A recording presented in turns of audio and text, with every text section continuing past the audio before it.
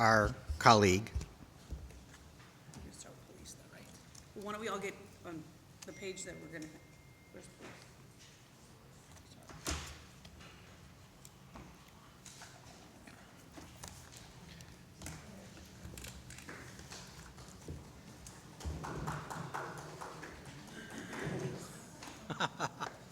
Here he comes.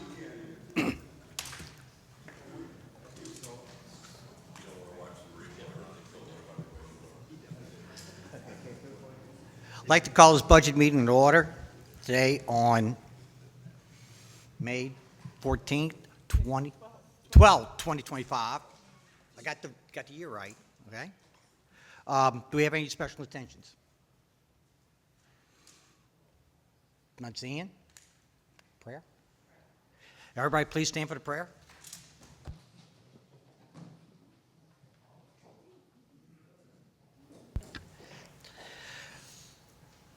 Please bow your heads. Lord, please thank you for the things that we have received over the years. You've given us wisdom and strength to fight for those who are weak and to protect those who are strong. We ask that you give us guidance today. We have a large task in front of us. We ask that you please give us the guidance to make the right decisions. Asking you to look over our servicemen, fire, police, EMS, not only here in Kenner, but all over the world. We ask this of you, our Lord. Amen.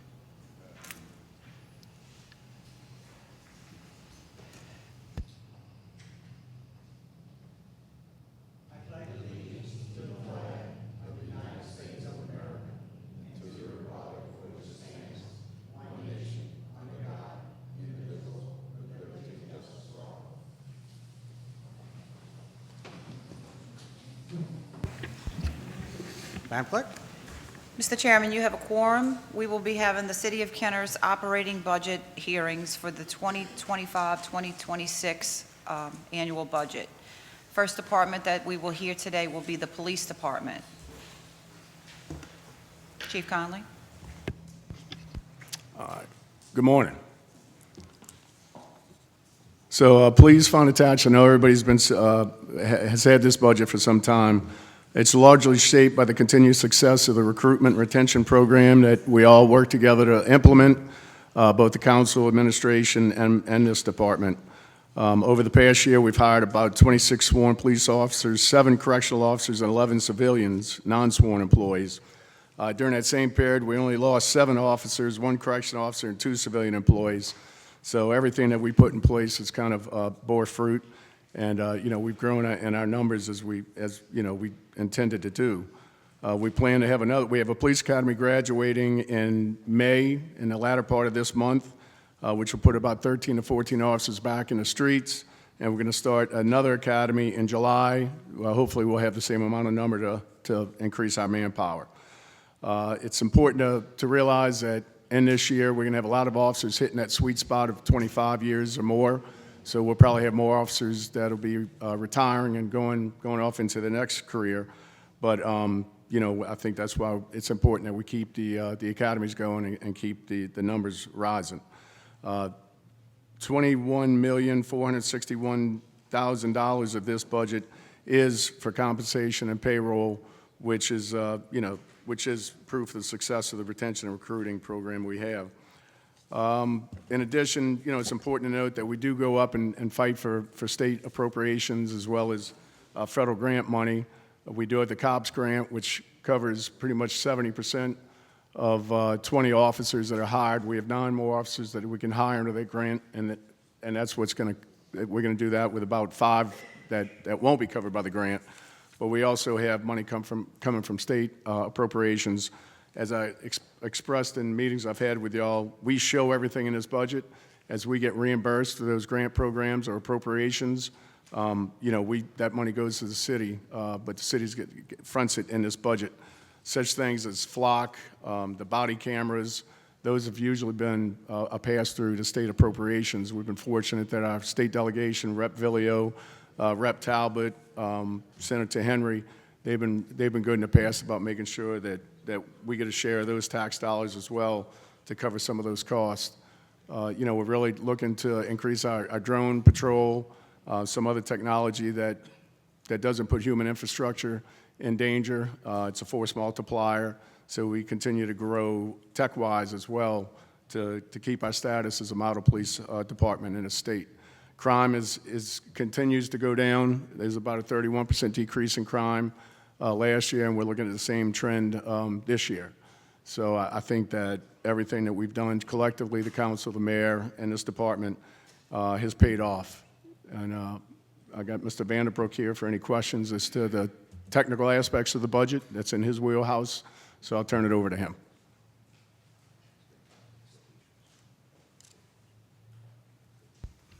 Anyone have any questions?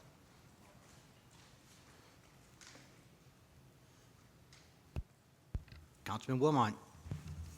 Yeah, if you can, Chief, this budget compared to last year's budget, what are the changes, overall changes? The overall changes is manpower, is actually new hires. When you hire them, of course, and you have capital needs to equip them, to train them. So every time we hire an officer, and like I said, we've hired probably 20 in the last year. That's an increase in our cost. So the only increase really in the cost are for the new hires. So that's increased manpower, then the capital that it takes. It costs about $100,000 to equip a new recruit when they come out with everything they need to do their job in a safe and diligent manner. And what was the overall change between last year and this year as far as numbers are concerned? About under 10%, 9.9%, about $2 million. 2, okay. All right. That's all I have. Thank you. All right, thank you. Councilwoman McKinney. Thank you, Council President. I just have a couple of questions. I think you already explained the increase in salaries, obviously increase in personnel for 20 new officers.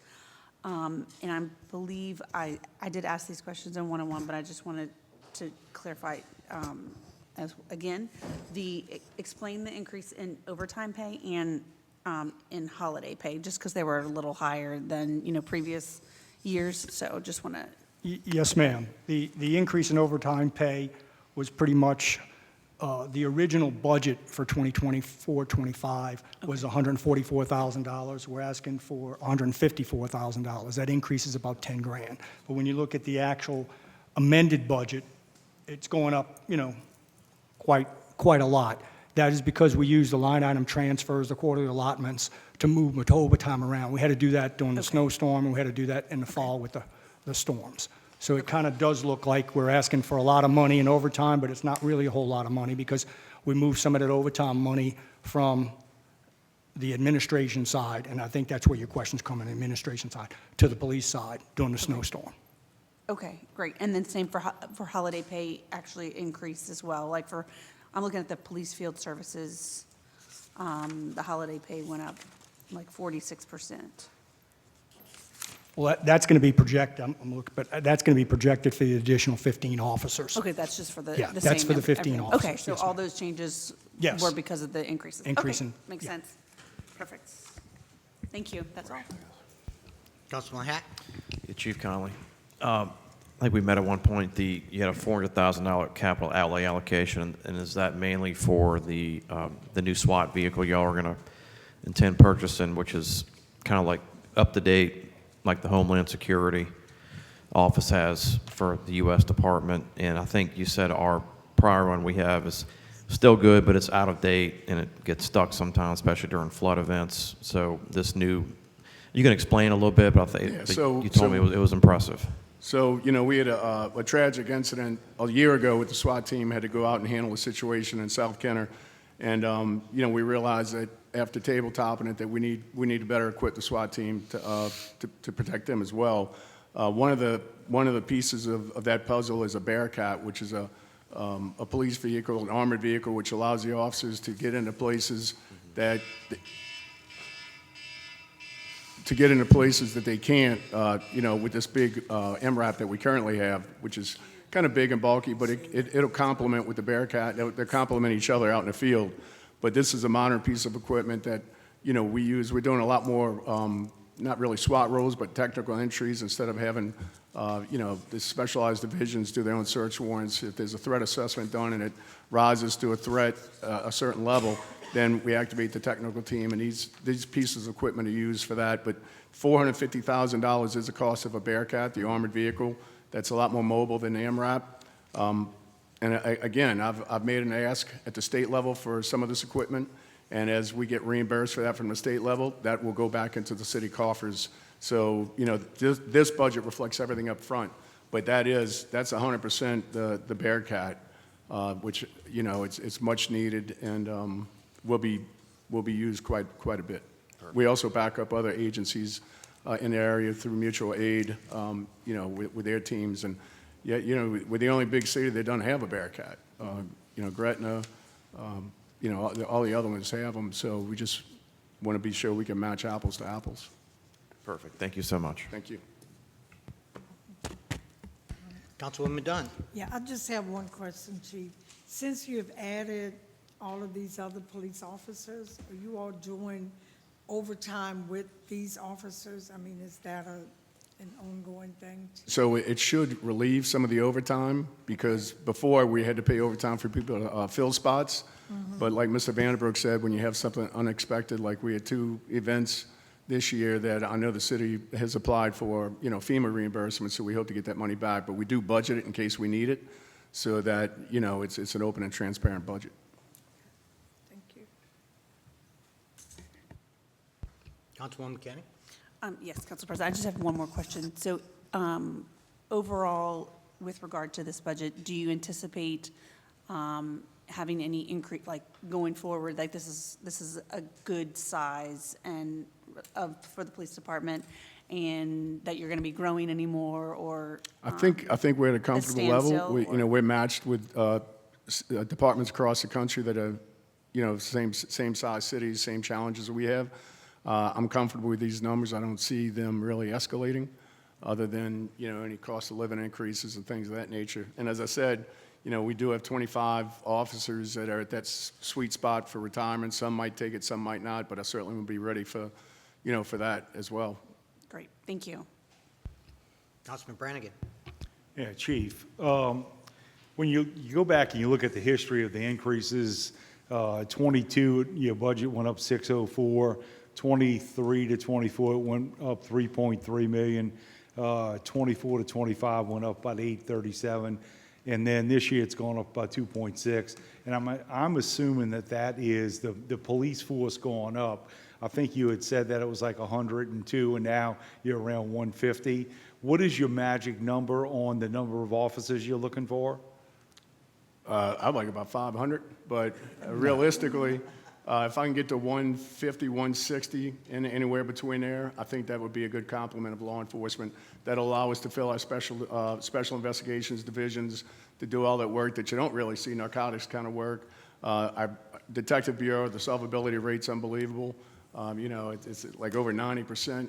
So, we're able to put people in those positions, as well as internal affairs, and traffic was the main one, with all the challenges that in the past with COVID and some civil unrest, it didn't allow for much growth, but now departments across the country are finally getting successful recruiting campaigns and becoming, more and more fully staffed. So traffic, we now have 7, 8 officers in traffic, because the number one complaint that we get here in Kenner is traffic and the fake tags and the uninsured motorists, and we've really made a big dent in that as far as cracking down on it, as you can tell by the dockets in Mayor's Court. So, that's my number if you were asking, between 150, 160. So basically, should I assume that we're going to start leveling out? So I know you're going to have increases each year, but it won't be of the magnitude of $2 or $3 million. No, I agree. Okay. Councilman Brannan. Thank you, Council Chair. Chief, just to that point, George kind of asked some of the questions I was going to ask, but do you have any idea? You're saying approximately 25 officers reaching that magic time period. Any idea what next year is going to bring, as far as, has that been looked at all, just for curiosity's sake? As far as personnel-wise? Well, retirement age or retirement tenure. No, so there was a big hiring, a big recruiting project done back 25 years ago, which brought these officers.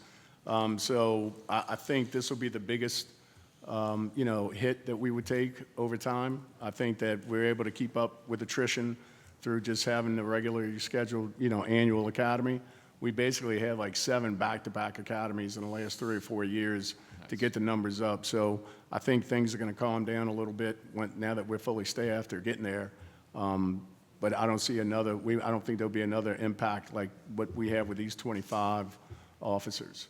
And as far as equipment, cars and service vehicles and such, I know we've spent a lot of money in the last few years upgrading the fleet, if you will. You think that's going to? Yeah, so with the work that we've collectively all done with the fleet, and, I've brought everything before y'all and explained it, I think we have a reliable fleet now. We just auctioned off probably 40 of the old cars that had over 100,000 miles on them, and they start breaking down at that point. So I think we're good there. We just need to get the fleet up a little bit in the specialized divisions, the bureau, and some of the support services. But I think, like I said, I think this budget's going to be pretty much the same going forward. Good deal. Thank you, Chief. Thank you, Mr. Vanderbrook. Thank you, Council Chair. Councilman Wilmot?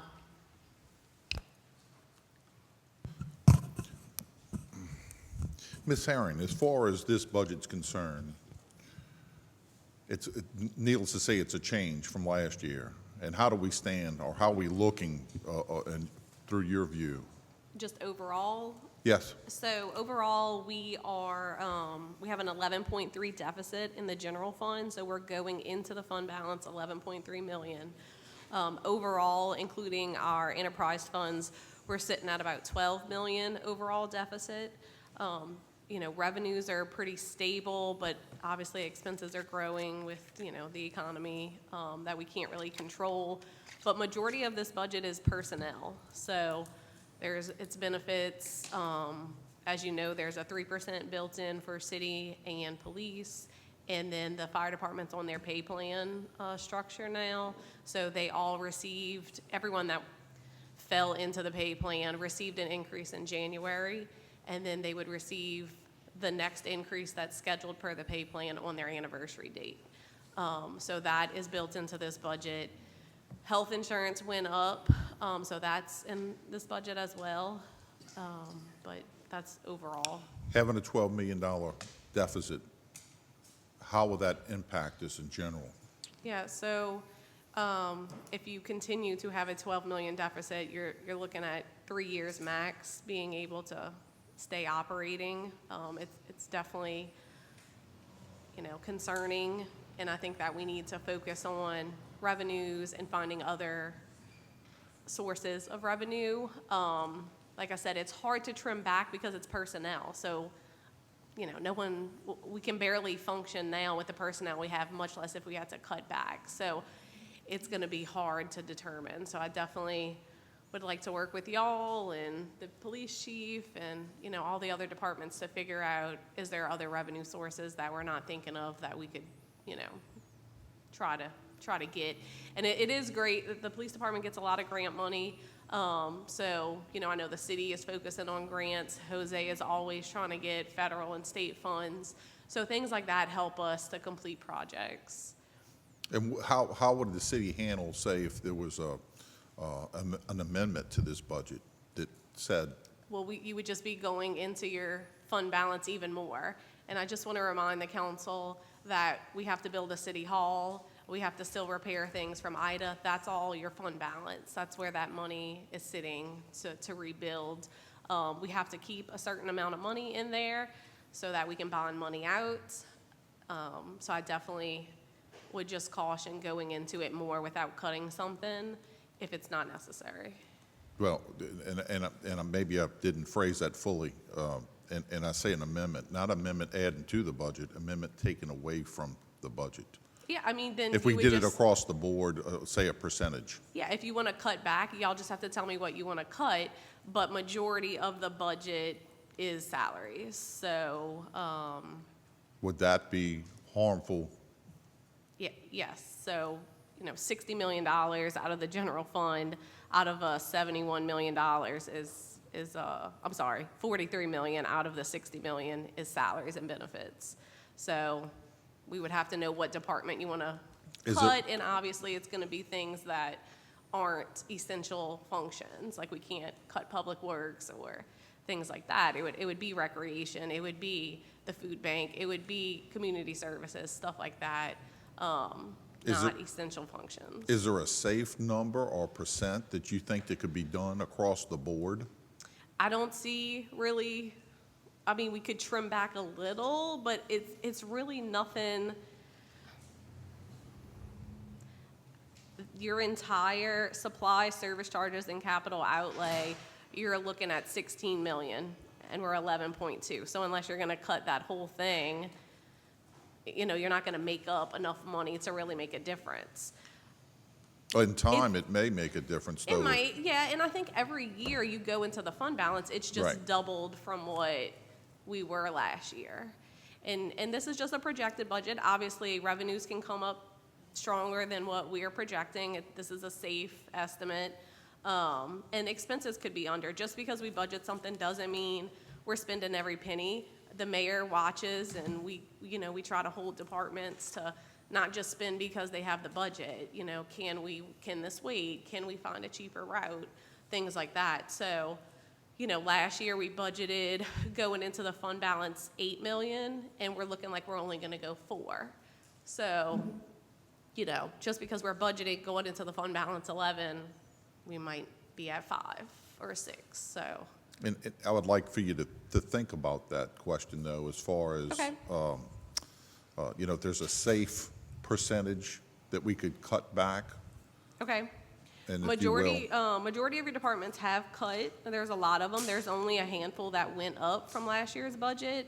But I can definitely look at it and see kind of what I think. Yeah, to take your time. And Okay. of course, I think we have hearings on this. The actual to confirm this budget, I think it's in a month from now or so. Yeah, it'd be in Y'all June. actually vote on the 23rd, so next Friday. It's that soon? Yes. So we could always, just so we gave room in case y'all had to call a special meeting. Okay, all right. Well, that answers my questions. Thank you very much. Christie? Chief, I'm going to ask you this. Field services, how many shifts that you have? How many shifts? Yeah, like command, you got 4 different shifts that work, I got 4 squads and field services. 4 different ones, right? And each one has a captain, No, they have a lieutenant and 2 sergeants. lieutenant, and 2 sergeants, okay? And that's, so that would give you 4, 8, and, Did it give me what? well, you got 2 lieutenants, 1 lieutenant per shift? Per or- squad, so I got 4 lieutenants in field operations. Okay, each one has a And lieutenant 8 that's heading sergeants. the command? Right. Okay. And then each one has sergeants, 2 sergeants? That's correct. One like for the north side of the city, one for the south side? No, they're citywide. Well, they just They work roll around citywide, they citywide, just yeah. have two on duty at the time? Right. Okay. I'm just saying, kind of differentiate from the fire department, okay, on shift commanders, okay? And then we have the 2 district chiefs, one for the north side, one for the south side, okay? And then, of course, the captain for every piece of equipment we have. Now, obviously, that's not what y'all have. Y'all just have the lieutenant, which would be the shift commander, and then you have 2 sergeants that would help personnel, wherever they needed out there. Right. I mean, we don't have the luxury of designating north side, south side. The sergeants are pretty much running around, especially with the young officers we have. They want to make sure that they show up on their scenes and help them along. So each squad has a lieutenant, 2 sergeants, and, about 14 to 15 patrol officers. Excuse me, it's not, I don't see it broken down like that you have on the budget, that exactly how many people that you have for each squad? I can send you an org chart if you want the org chart. Well, no, I just wondered if you had one in here, I that's don't know. all. We fill out whatever the standard budget form is. Do we have a breakdown? It's No, not that- by squads, but. Okay, that's fine, I was just wondering if you had it. But I will shoot you a copy of the org chart for everybody so you understand how it's where the manpower is. Yeah, and I want to tell you, I appreciate truthfully the transparency of the budget, okay? You always ask the council to come up there in pairs, to come look over the budget if we have any questions or anything like that. I truly appreciate that, the transparency in that more than anything, okay? Well, and I appreciate the working relationship we have with the mayor and the council to get this done, to get this department, staffed. And certainly if you have any questions between now and next Friday, please feel free to give myself or Mr. Vanderbrook a call. Yeah, and look, it takes a team. It takes a team Absolutely. to get it done. And we're doing it. You're working the capital, getting whatever funds we can, whatever little piece of equipment that we can't really afford, but then the state can afford and give us the money to go ahead with that piece of equipment that helps the citizens of Kenner, help the officers more to do their job. Yeah, and the men and women of the Kenner Police Department know that, and we thank you. Because anytime we come with an ask, you all have filled that need, and, that's very much appreciated. Yeah. Chief, thank you so much. Thank you. All right, next up, we have the fire department. Thank you, Chief Conley.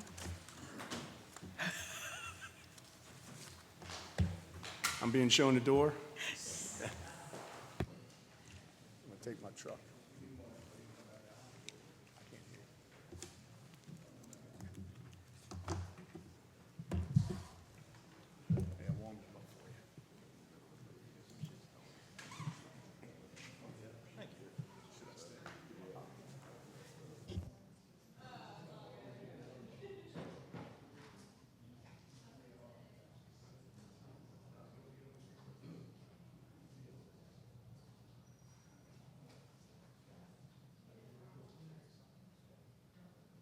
Fire department's on page 149.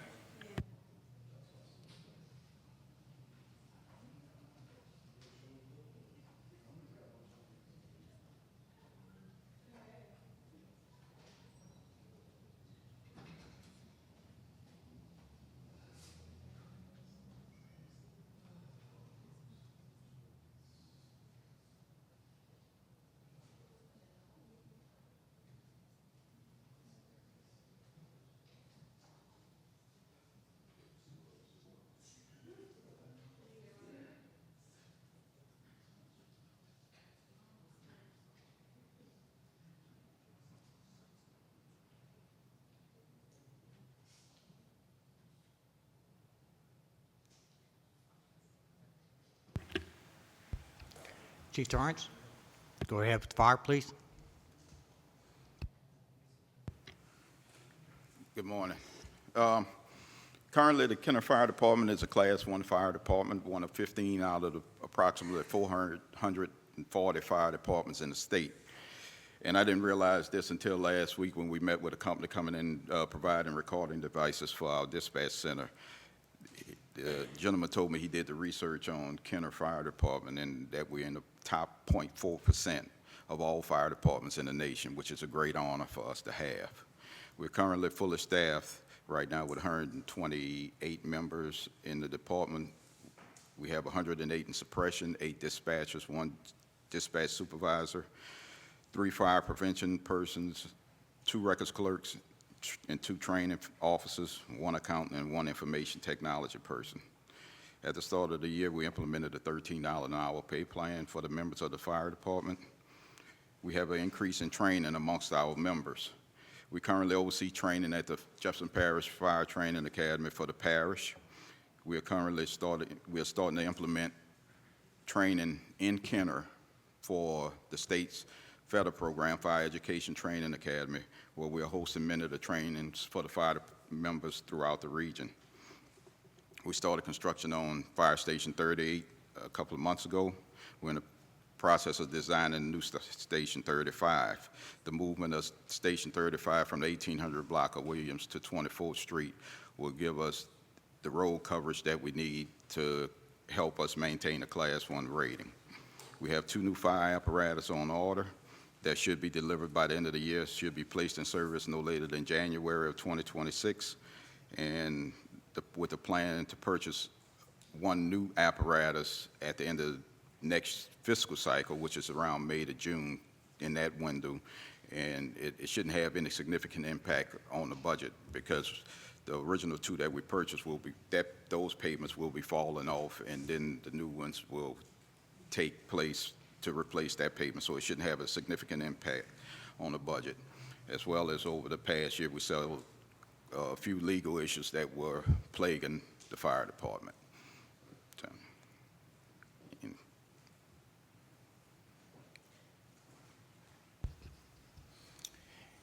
Any questions? Yes, please. Councilman Brennan? Thank you. Chief, would you repeat what you had said at the beginning, how many Class 1s and the other number? in the state of Louisiana, there are 15 out of 540 fire departments, and I didn't run the numbers. This was what I was told by the individual that came in town from Detroit to show us the new recording system for dispatch, that his research showed that we're in the top 0.4% of all fire departments in the nation. Great. Thank you. I'll probably have some questions in a minute. I just wanted to jot those down. Thank you. Councilwoman McKinney, please. Thank you, Council President. Chief, I know I sent you a couple of questions, so I'm going to follow up on that. I know you sent me some details before the meeting, and I didn't get to read through them. But can you just explain, just in, briefly, the changes under the fire, under the fire pay plan? So what changes were implemented throughout the year, so we understand, I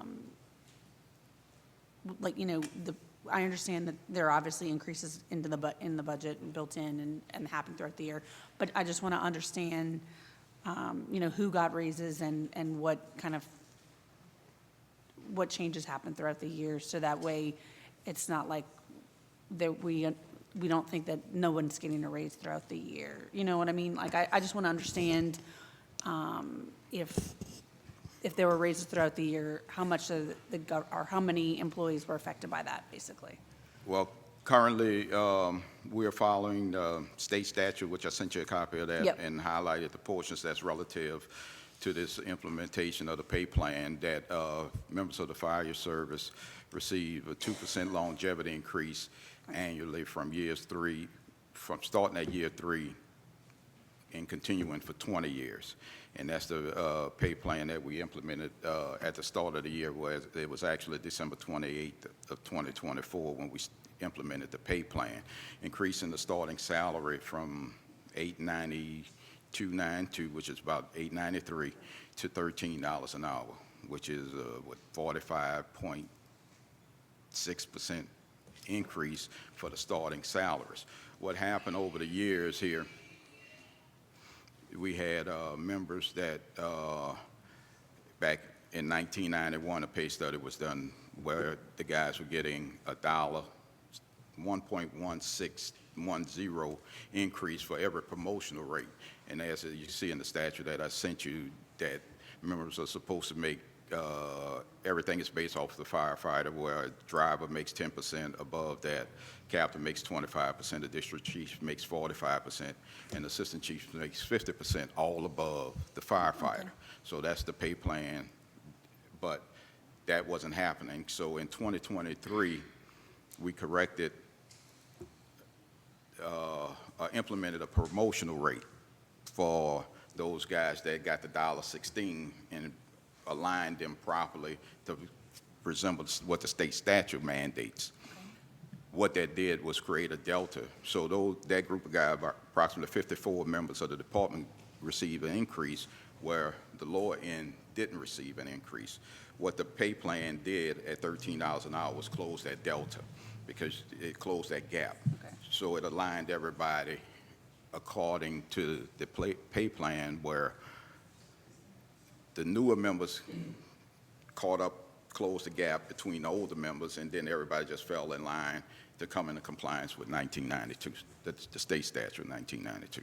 Okay, so let me try to explain it and make sure that my understanding is correct. So, for instance, a new firefighter coming in, they start at $13, what, the rate that you said, $13.64, whatever you said. I don't know, 13, right, around that. okay. So, so everyone that was a current firefighter that was working, how did their pay change in comparison to that? Like, I mean, I would think that if you're a new firefighter, you would, or if you're a current firefighter, you would not be making less than that $13. No, it aligns everybody based on their tenure. So Okay, so- firefighters who had been here for 5 years Right. had received raises, but those raises was based on the 890, let's say Right, the 892 just. Right, the 890s. yeah. Right. So now a 5-year firefighter would end up at a 5-year firefighter off a $13 an hour scale, Okay, right? So that would take into account all the raises that that person would have gotten for the years of his service and align it in that $13 an hour pay and scale. that was done in 2023 or in 2024. 2024? Okay, in 2024. December So 28th, yes. the December 28th date, okay. So firefighters throughout the year, the majority of firefighters this year got a raise at the beginning of this year? Yes. Okay, okay, so that's what I wanted to understand, and I wanted to make sure everyone understands that. Okay, so the raises, so are there increases in this budget for those firefighters as well? Yes, also part of statutes is that firefighters, the vacation days that they receive, because firefighters start off at 18 days a year under statute, after 1 year, right? Okay. So they earn it after 1 year, and then after 10 years of service, starting on 11th year, basically, they get 1 additional day up until they max out at 30. Okay, But the statutes state that it happens on the basically it The happens on the anniversary date. okay. So like the And- day they started then? Right. Okay. And so, the same applies to longevity increases. Okay, So what we did was align the pay scale more to the state statute. So now, instead of everybody getting increases on the fiscal year, they get it on their anniversary year. okay, And what that eliminates is some guys, over the years, when they started, for instance, we had a guy start June 30th and July 1st got a raise, 7% raise. Then we hired somebody in July, and this person that started June 30th got a 7% raise, but the person we hired on July 15th or whatever is making 7% less than somebody that was hired 2 weeks apart. So it corrects all of those issues too. okay. So would you say that the update in the pay plan affected every fire employee? Every fire department, we had some employees that fell outside, and it was minimal number, approximately 5, maybe 6 people whose salary were beyond that What they pay would have plan. been in the pay Yeah. plan, in the increase in the pay plan? Okay. Right. So what about, talk to me about the employees, I know within the statute, it says that between year 1 and 3, they're not eligible for a raise, or they don't get a raise, and then after 20 years, so after 23, they don't get a raise. How many people are affected by that? Like, how many people fall outside of that 20-year span? That number exactly off the top of my head, I'm not certain of, but it is approximately 30% of the department that has above that 23-year mark. So all the members above the 23 and above didn't get an increase. So they're not, so, But they may have they got the increase in January, and it Okay. may have been minimal, 20 cent, 40 cent, whatever it was, it may have been minimal, but they got something the beginning of January, which ends the 20-year longevity increase. And you have to remember that, this aligns closer to the state statutes. okay. So the people who are over 20 years either got nothing or are getting something, like in this budget, they're not getting an increase. In this budget, yeah, those with over the 23 years of service, 23 and above. Okay, getting an increase in this budget. Okay, and then what about the ones that are under 3? They're not getting an increase either? Yeah, 0 to 3 aren't. Okay, okay. And that's just in alignment with the Statute. statute? Okay. Which your pay plan aligns with the statute? Okay. I also had a question about, specifically about the safety gear. So I noticed that you have $1,200,000 in budgeted, but this year you only spent about, or actually, no, you have 32,000, and it looks like year-to-date you've only spent about 2,000. I'm sorry. Just on the budget, and maybe this is. And a that's in the question- administrative line. Yeah. Right, that's It's on it's safety actually in gear. the safety gear, yeah. I Right, was right, just- that's stuff that we may purchase. There's a line item of stuff, small items that we may purchase, because this fiscal year, we purchased the entire department's new Okay. protective Okay, so- equipment, and I think we spent $500 and some odd $1,000 on Okay. that this year. And we just got that that gear in, new pants, coats, suspenders, boots, helmets, gloves, hoods.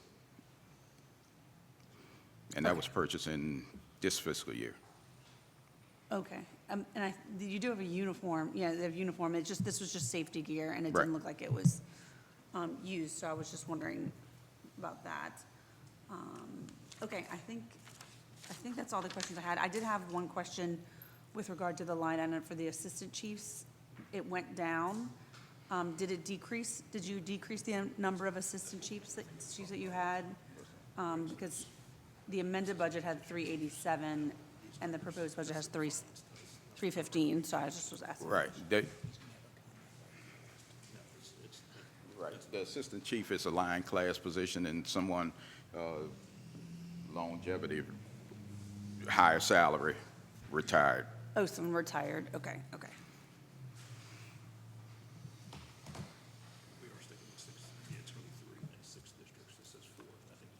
Oh, okay. Oh, yeah, the numbers, when finance, for instance, the assistant chiefs have 3, and we have, it says 4 district chiefs, and we actually have 6 district chiefs. Okay, so the numbers are wrong. Yes, Okay. But you do have 3 assistant chiefs? we have 3 assistant chiefs, Three correct? assistant chiefs. Okay, and then the decrease there was someone retired? Yes, that's it. Yeah, so if I can add, as we're doing the budget, obviously, people are leaving, coming. Yeah. It's hard for us to pinpoint exactly but the money stays the same. So what he budgeted is what he has for salaries, and he can decide, however, to spend that on what positions are needed. So, and that goes throughout the whole budget. On the city side, it's a little easier, because we're more updated, daily on those. But yeah, then just to clear up any confusion, the positions might not necessarily be exactly what they have. It was probably what we had at the time. And then the same goes for salaries. It's based on the pay plan, not the number written in the book. So, they will process PAs according to their pay plan. Okay, and I was just there was a decrease, so that's why Yeah. I was asking the question about it, so, to understand why there was a decrease. Okay, thank you, that's all I have. Yeah. Councilman Brannigan. Chief, did I hear you say 1364 is the starting salary? No, $13 an hour. 13 an hour, but that does not include state supplemental No. pay and overtime, correct? No, Okay. And how many people do you have in that class? 108 We have 108 at. in suppression. Okay. That'll work. Councilman Hack. Thanks for being here today, obviously. Maybe this is a Elizabeth question. The Fire Summary Fund 115 section of the budget, I just want to just be explained, the operation of the new millage obviously has resulted in a lot more money for the fire department. Looks like the fiscal year 2023 to 2024 was about $4.5 million. That's on the revenue of the property tax. Proposed budget this year is $10.8 million. Correct. So self-explanatory, that is the millage. That is the millage increase. The reason why it's less this year, in this proposed budget than what it currently is because we bonded out money. So we have to use a portion of those property tax proceeds to pay off that bond, which is in our debt section of this budget. Okay. So just so there's no confusion, the projected is going to be higher than what that is because the year-to-date's 11. So we're going to get closer to that 11, maybe 2 number by the end of June, but a portion of that is going to be transferred to the debt service account to pay off the bond. And then the parking tax section, that's the airport. Correct, yes. And then the other financing sources, They get franchise taxes. and the sales tax went up. Can you explain what that means? Where'd that come from? So the transfer of sales tax for every department that's funded by a millage, because of the homestead exemption, the way Kenner operates is instead of punishing the department for the homestead exemption, sales tax covers what they would have collected if we didn't have a homestead exemption. So when you look at wastewater, garbage, fire, and Okay. streets and drainage, you'll see a transfer from sales tax for all of those funds, and that's basically what the full property tax would have been had we not had a homestead exemption. Okay. And then the transfer from the general fund this year is substantially less due to the millage. So that's kind of Correct. self-explanatory as well? Yes. Okay.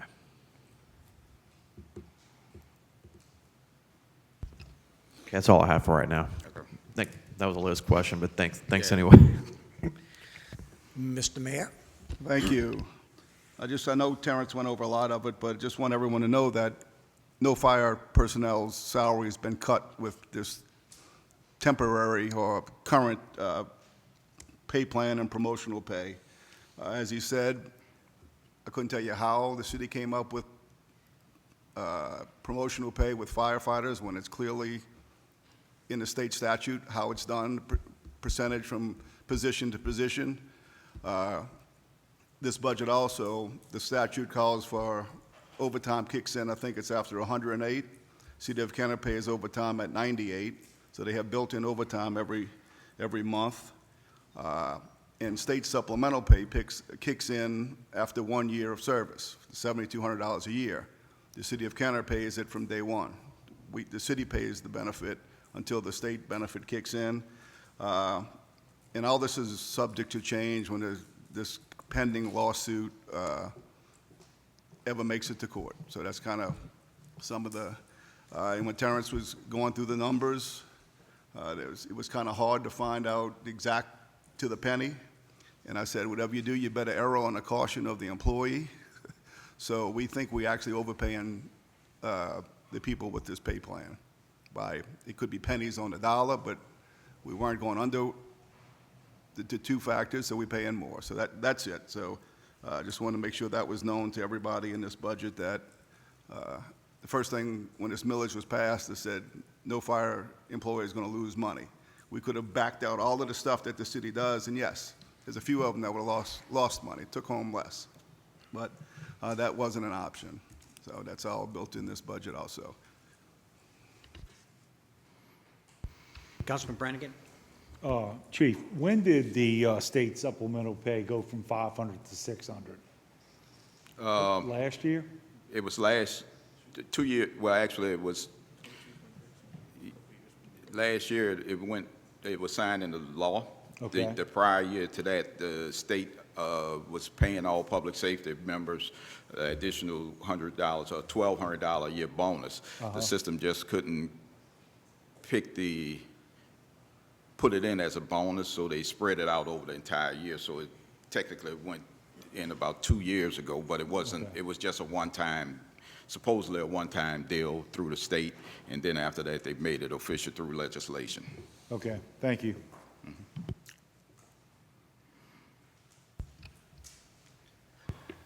Chief, I have a couple questions, if you don't mind. And also this goes for Liz as well. You have 3 different shifts, correct? Yes. And each shift is assistant chief, 2 district chiefs, 7 captains. 8, 8 captains, 7 drivers. 7 drivers, and the number of firefighters. No, it's 18, yeah. as I was looking at it, on here, if you add up the assistant chiefs, district chiefs, blah, blah, blah, you got 111 personnel. As it shows in here, but you only have 108 that's on the platoons. I'm sorry, you say I have 111, that's what we, Yeah, you're on here, on your cover sheet here. Okay, you got 3 assistants, 4 districts, 24 captains, 21 drivers, 57 firefighters. Adds up to 111 personnel. I think that's what we talked about earlier, that those numbers aren't completely accurate. It depends, you know, he clarified how many on one he had that Councilwoman McKinney asked. But Chief, do you have any vacancies, I think is what the council member is trying to get at. Last I heard that you was 100% staffed. yeah, well, we're technically overstaffed, Councilman. Our minimum number is 105 members in total suppression. Part of maintaining the Class 1 is in one of the areas that we are able to get extra credit for is the extra people. So during the transition of losing those higher end salaries, we were able to bring in lower end firefighters and not affect the budget and then it not have a negative impact on the budget. So that's what we did, and that's where we currently stand. At one point, we went to 111 when we were going through the rating, and some of those members dropped off. And I think last year you heard the stuff about us losing 5 people. Well, those 5 people we lost just pushed us right at 104, which our minimum staff is 105. And since then, we had the academy graduate, and we're currently at, I think it's 108 when we added up the numbers a few minutes ago. Yeah, to the discretion, I understand. Those Right. numbers are always going up. Right, It's going to go up and fluctuates. down. Right. You hire, you retire, hire, I retire, retire. you leave, blah, blah, blah. I understand that. But I still can't understand why you can't get the numbers of chiefs, the number of positions that you have correct on here. Okay? It's not We only him. know- I'll take 100% blame if that's what your issue is. I mean, things change daily. I've been working on Right. this budget since January. I'll be glad to amend and put an amendment in for you, but it's still going to be based on today's numbers. Tomorrow it could change. So if someone retires tomorrow, then I don't have that person. So, and then if he decides to hire 5 new firefighters, you know, it could change. So, but I will add that to my list of amendments and I'll present that to y'all.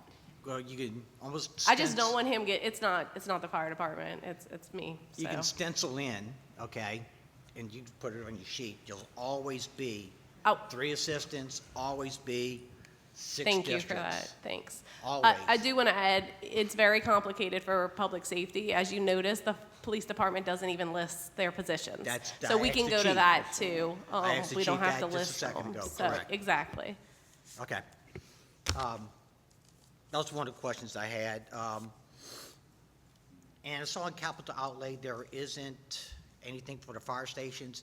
Where are the fire stations going to be on? We're going to be bonding them out, of course, that's correct? And therefore, if we're going to bond them out, where's that in the budget that we can? In the capital budget, there is Fire Station 35 rebuild, and there's renovations to the fire department. We did bond out money that we can use on any type of fire capital. So that'll be the Duke Station, and if we have money left over, it'll be Station 35. But we are setting aside money for the stations in the capital. And there is fire in capital outlay, because I just had a question from the legislature sitting at this table, and fire was one of them to push through. So there is capital outlay I for was just fire. trying to find it in there, and I just couldn't. Page 170. Again, you said property taxes, they're down, it's projected because the money's taken out from the bond money that you already got on there, so that's the reason why the property taxes are down. Compared to what we received, What you yeah. received. Yeah, it's not that it's down, it's just budgeted somewhere else in the book. Notice on here, the franchise tax is down. Franchisers are down, yeah. We did receive a huge credit this year, which is what caused it. Apparently, there was a company in Kenner that was overpaying this whole time, and they received a huge reduction in their bill with a credit, so then that affected us, so, yeah. Yay. Unlike, I had to pay it back, so yeah, I couldn't understand that. Yes. Chief, on the supplies, office supplies, actually self-explanatory. Departmental supplies, cleaning supplies, and minor equipment supplies. Try to go up to, on the suppression, on the departmental and the minor equipment supplies that need to be done.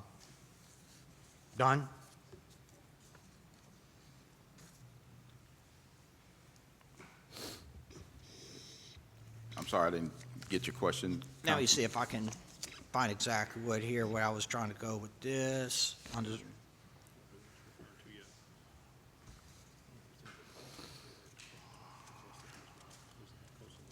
Golly, I had it here in a second. There we go.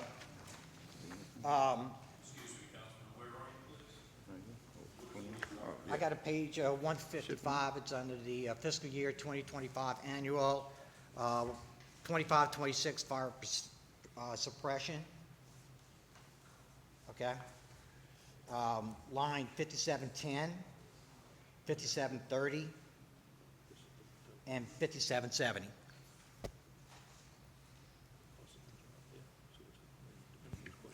Okay, what's your question? The office supplies are self-explanatory.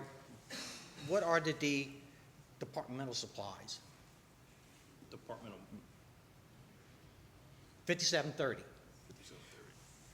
$10,000. That's going to be, That's- especially office staff stuff. Yeah, that's office staff type supplies, not just the ink pens and that sort of stuff that we get. This is, yeah, like, we use that for the graduation ceremonies that we've been having, and those, we pull that from there. Okay. All right.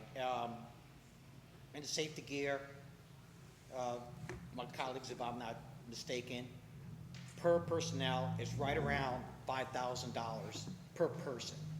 A little under $5,000. $5,000 for no, that's, Whatever we have broken down before, coats, helmets, jacket, pants, everything else, after you add it all up, it's just about $5,000 per person that's, for PPE. right, that's for PPE, that's not this line No, item. no, okay. And cleaning, I know sometimes you have to send that gear out to be professionally cleaned, Right, okay? And maybe my colleagues, don't understand. Even with this fire that we had over CRC the other day. right, we the need to, diesel that was out there, we need to oil send was that out gear there, out. You kneel in it, you get exposed to it, that gear has to be professionally cleaned. yes, It's not a little soap and water, throw it on it, throw it in the washing machine, they take it out and put it back on. That's not gonna do it.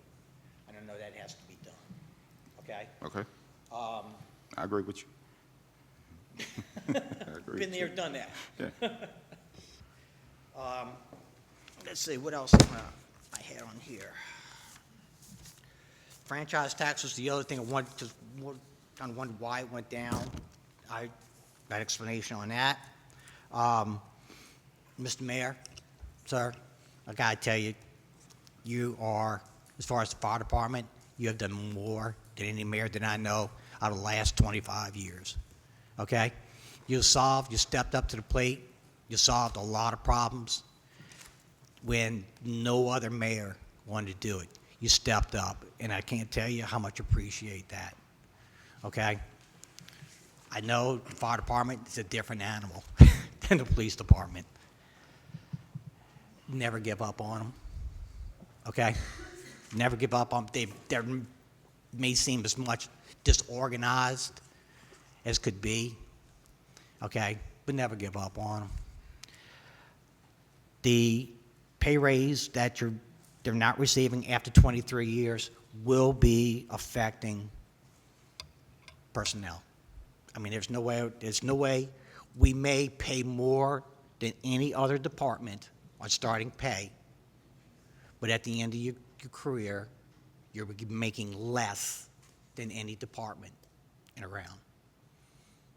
I understand that. I understand the statute. I understand that the statute was written eons ago, okay? Like a lot of our state laws, and everything's kept up, the date on it.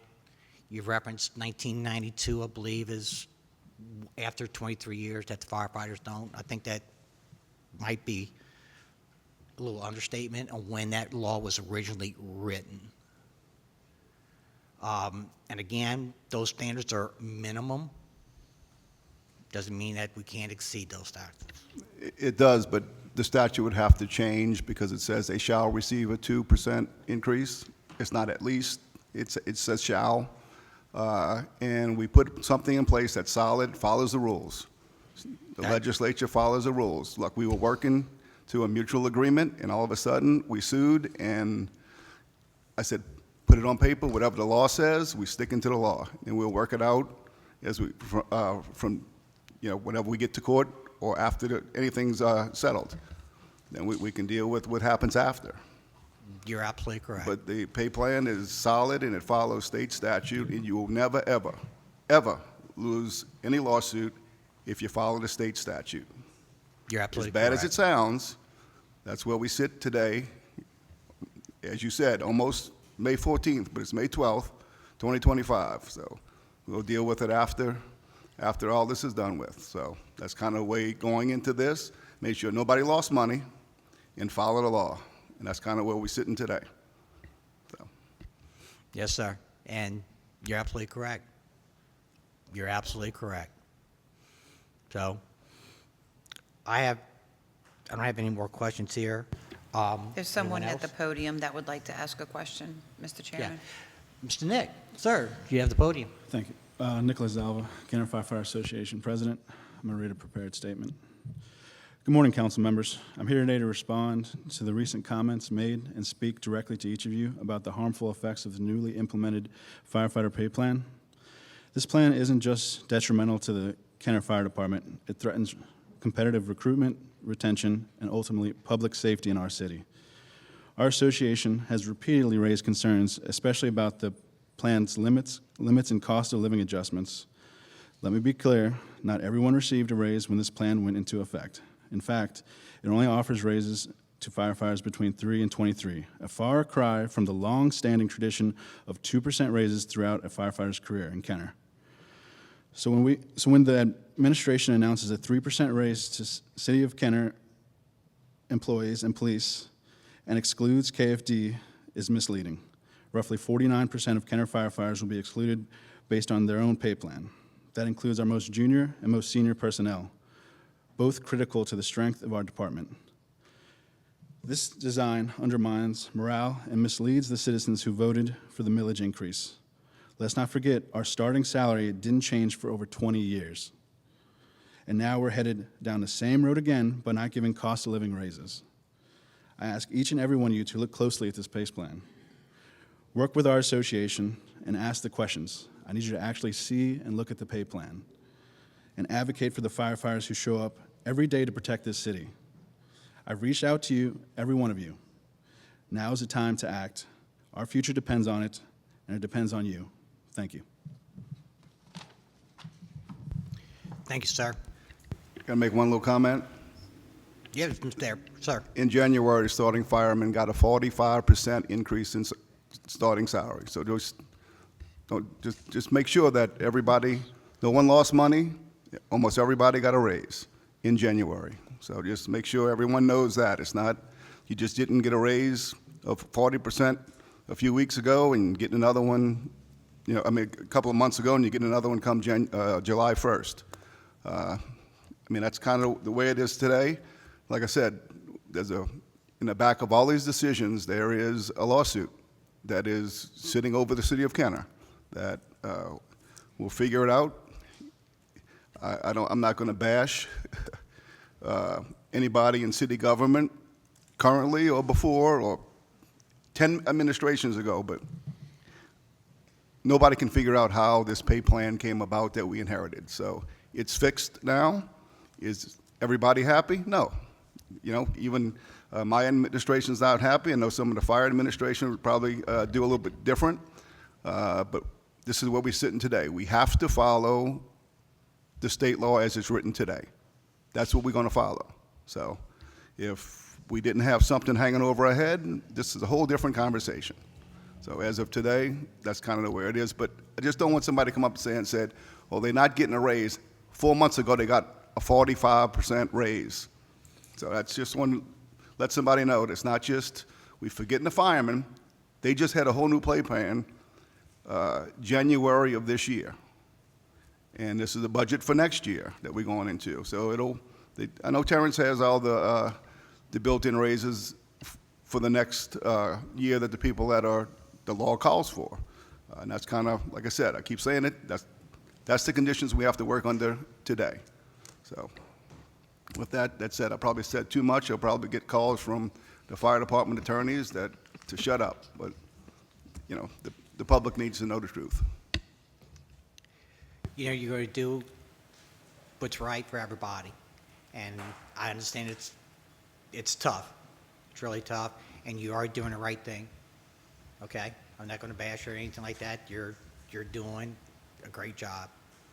Firefighters just have to realize a few things. They pushed it, and now they got it. So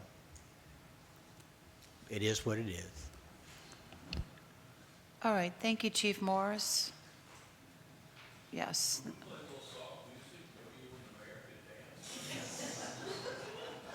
The next department would be the Planning Department. Planning Department is on page 63.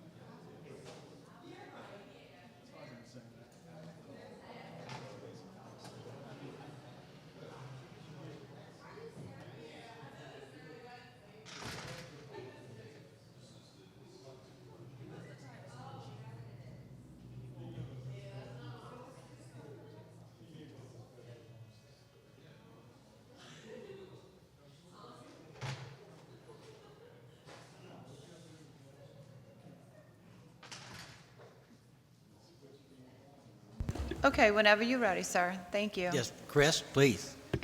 Yes. Good morning. I'm new to this. I was so- going to say, Chris is new to this. I was trying to watch the live stream, and then they called me over before I could see how this works. So,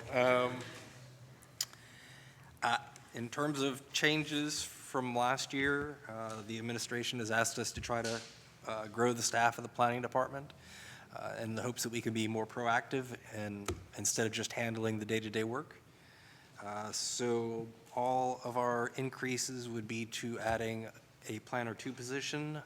We went with a planner 2 because in 2023 we tried to hire an entry-level planner, and not a single applicant was actually qualified. So I figured maybe if we went a step up, we could get someone that's qualified. Beyond that, it's just more supplies, more computers to accommodate more staff. And then there's also some additional money so that we can provide the annual training to the members of the Historic District Design Commission. They are required to have annual training for us to remain a certified local government. And so that's what that money is for. Any questions? Councilwoman? Sorry, I just have really one question. And just in response to the adding the person, the planner, I guess my question is if the salary's lower, so is it the qualifications? Did you lower like the Is planner 2 lower than associate planner, GIS specialist? Is that, like, is it a lower position that you're trying to hire Well, for? we're not requiring the GIS Okay, element. okay, so that was a higher skill, and that's why you. Correct. The salaries, okay, that's why I just want to understand. I thought you were actually trying to hire someone more qualified, and I was like, well, it's less, so you're going to get even less people that are qualified for it. Okay, that makes sense. I mean, everything is pretty straightforward, so I think I don't have any issues. Thanks. You're 100% staffed? Later this summer, we'll hire a new assistant director, and that would technically be 100% with all three of us. I know we're missing one guy that we loved up so much. You got some big shoes to fill there, Skipper. But until then, it is what it is. Thank you. Thank you. So 4 employees is what your goal is, right? For now, yes. Yes, okay. Any other questions? Sir, you're dismissed. Thank you. Next department is the Pontchartrain Center. It's in the enterprise funds. The last page.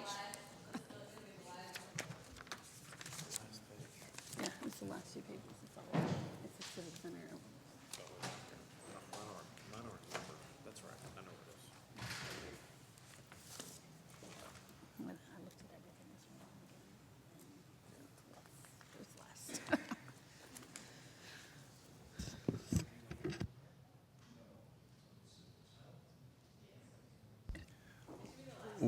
Yeah, we're going to take the Pontchartrain Center. What's that? We're going to take it. So we want to move on, We're taking it over? I thought we already owned it. please? Or do we? No, Natalie Newton deals with this on a daily basis, so she can give you the ins and outs, and yes, we still subsidize the Pontchartrain Center. Gotcha. I'm going to give you the Cliff Notes, and if you have any specific questions, Go I'll do for my it. best to answer them. I think everyone knows that the Pontchartrain Center operates at a deficit to the city. We lose thousands of dollars every year, but in addition to that, we also gain the use of the facility for several community events. In particular, probably our biggest community events are graduations that happen and are happening during this time. We have worked with them to increase revenues and build more business over there. In addition to what they have presented in the budget, as far as the deficit is concerned, their additional capital includes new restroom partitions, new flooring, staging, water heater, and then in addition, we are still continuing to do repairs from Hurricane Ida. Ask you something that just kind of popped into my head. Can we use some of our recreation over there? Since the building isn't always occupied and it's empty and not a whole lot of events are going on in between there, could we hold some? The center itself does not have the capabilities that it used to have as far as, like, if you're talking about basketball flooring, volleyball courts, all that stuff. They no longer have that equipment. It's either been sold, it's been gone for several years. They just don't have that sports equipment anymore. We have hosted powerlifting, wrestling. I'm sure you guys have been over there for robotics competition, but we have approached them about putting programming in there. The problem is when they schedule out revenue-generating events, it makes it very sporadic. So we can't keep a consistent schedule with the kids or programming in certain rooms because you've got people going either in and out of meeting rooms if that space were available. We could probably do some one-offs. The other thing, too, is that they operate the entire facility. And the majority of time, their operations people are only there during the day, right? Keeping it locked, unlocked. So it would be an additional, probably, expense to keep personnel there in the evenings when we would typically hold programs. Because we could hold our own tournaments, volleyball tournaments there, bitty basketball tournaments, just some kind of way that we could try to generate some funds to help offset any losses that we have with it. That's just what I'm trying to think of. possibly using it as a moneymaker?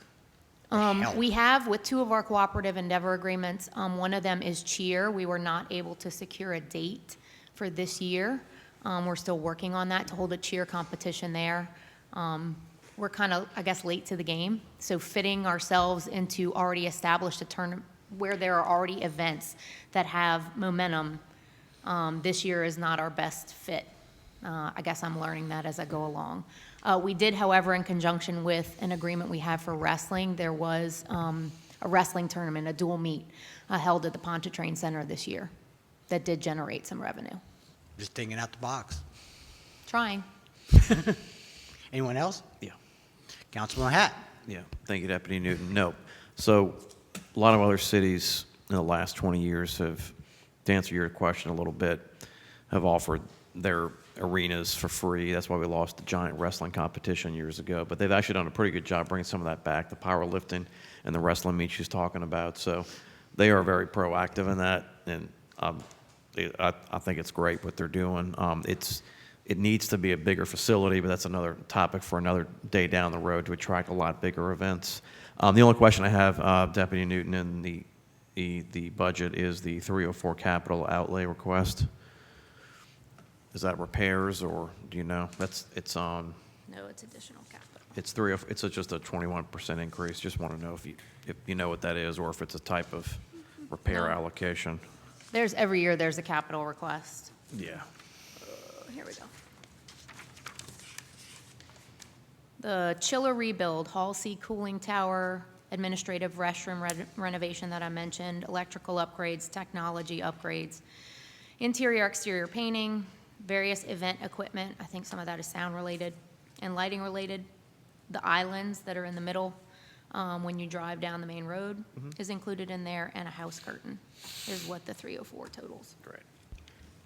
Just to give you a heads up on what they don't list in any capital is we went out on our own to get an estimate on the repave from Williams Boulevard all the way down the front of it, or re-asphalt it, and the parking lot is right at 2.6 million. Just a mill and overlay, that stuff. So that's, they didn't put that in. It's kind of always in the back of their mind. They do mention that it needs to be redone. You can drive it and you see it needs to be redone. So we may have to piecemeal it. But as you said, the place is too small for current standards of a conference center or convention center. It is outdated. And if you go in there on a regular basis, you'll see that we finally have the whole thing now with new sheetrock. It still isn't totally painted yet, but at least the walls are back up. It does have a couple of new upgrades with their employee card swipe system and things like that made over the last year. But yes, it's light years away from being a state-of-the-art facility where you're going to attract, like the state wrestling tournament, they actually make money to travel up north because they pay them. The city pays them to come. That's kind of, and it's a little too small for that kind of stuff. There's not enough breakout rooms and mats and stuff like that where they can put, and little things like that. So, like I said, the 2 basketball courts they had, they got rid of, so there is no basketball facility there anymore. So all that stuff would have to be acquired before any kind of tournament like that could come. So. Thank y'all very much. Councilman Wilmot? Thank you, Mr. Chairman. I just basically got a comment or two, but I know we have events, and some years we have the economic development for the city of Kenner gets impacted in a very positive way with some of these events. And we also have the amphitheater come to Kenner, which would, I think, stimulate things. And we also have the Treasure Chest Casino, which is now moved to land. So having those activities and companies in Kenner, I think, is a very positive thing for the Pontchartrain Center. And I'm hoping that that will stimulate in the future economic development. So if you will, maybe comment on that. Sure, I guess the economic impact, even though you look on the books of the Pontchartrain Center that they're losing money, it doesn't take directly into consideration, okay, what hotels were filled, what restaurants got eaten, and what gas stations did they pump gas at, or where else did they shop in Kenner as they were coming through to these events in Kenner. So you are correct, Councilman, that there is an outside economic impact that doesn't get directly reflected in the budget. And you bring up a good point. We do often work with the Pontchartrain Center, and the administration is looking at what other ways can we complement and utilize that asset with the additional improvements that are coming to the Lake Town area. Like, for example, this month we have numerous graduations. That's not going to prompt a lot of economic activity for people flying in. The robotics competition, that you go to that, you think it's just a bunch of high school kids playing with little robots they build. But in the opening ceremonies, they pretty much name all the countries people are from. And the furthest one was from Turkey. You had a team from a high school in Turkey. You had Mexican, teams from Mexico. You had teams from a large number of the states, and they're all pretty much staying in all of our hotels here in the city of Kenner. And that makes the impact of, we see the tax off of that because they have to eat and they have to stay. We just need more of that type of event at that Pontchartrain Center. And to answer, I guess, the comment on you, there's more interest than there's not interest with the Pontchartrain Center, that people call us and inquire about doing things with it. Some materialize, some, we still in ongoing talks with things going on. So it has a place, especially if this amphitheater gets built, which they still hauling dirt. So, like I said, I'm never one to celebrate a win until I'm standing on or in the place that's already built. So, but that's going to generate a lot of interest with that whole area, we think, because if you can put 12,000 people in seats or in a grassy area, that's going to have a big impact on our sales tax on whatever day they have this event.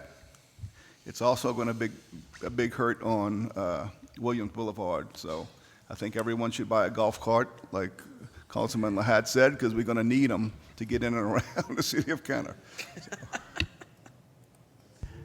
I know the chief's going to have to traffic control, and but also it should be paying for itself by the money that we did generate. So it's not going to be much.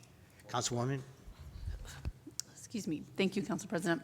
My only question is, what's the average number of events planned by SM? Who's the provider now? I don't know, but it is pretty full. Is it full? You'd be Okay. surprised that with the lead-in days and the tear-down days and things like that for the ongoing things they have. I mean, if you don't know the their answer now, you calendar's can get always later. I'm just curious, decently like- full, especially this time of year. I'm looking to see if they presented an actual event count in their budget outlook for this year, but I don't see the projected number of events. However, you can always go back and look at their calendar, which we request their calendar every month. And I'll say in honesty, June is usually the only slow month. They're pretty full the remaining months of the year. And just to also provide a comment for Councilman Wilmot, Visit Kenner, we also moved their offices. They are housed in the Pontchartrain Center. Councilman Wilmot?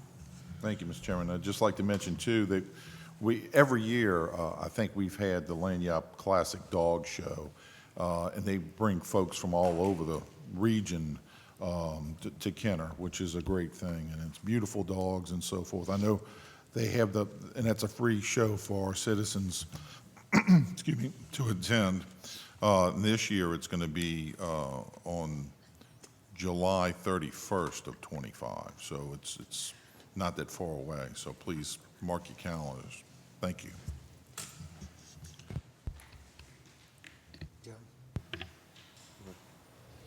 All right, that would be it? All the questions? Okay, the next department is going to be clerk of court.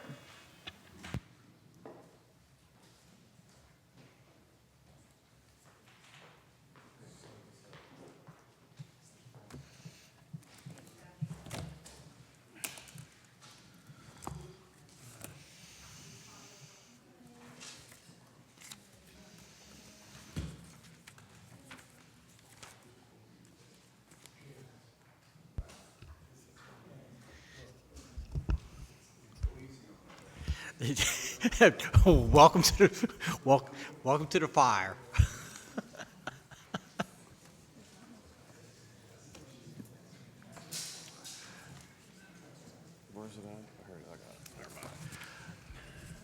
All right, clerk of court, are we ready?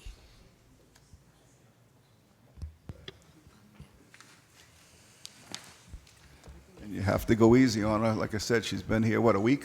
Yeah. 1 week. Yeah, I Prob- think. she probably what to can't do, name once everyone again, in her please- department. Please introduce yourself again. I'm Amanda To us. Smith. This is my first time. Director of Clerk of Court. Introduce yourself again, I did. that you're brand new and you're up here and did already. you're going over the budget Say it that, of again. course, that you didn't prepare. So therefore, I just, go ahead, do your best. Okay. Do you have any differences in your budget from last year and the previous I have years? no idea. Or any increases? You can discuss your increases. Or decreases.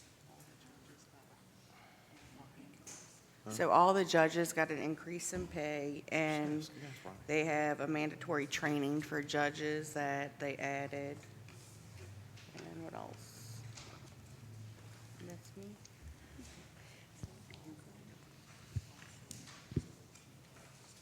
And there was a raise in the director's position. Come on, I need help. Does anybody have any questions for her?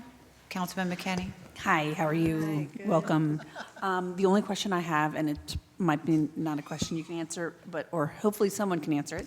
I'm just curious what falls under professional services and what, what is that expense, basically?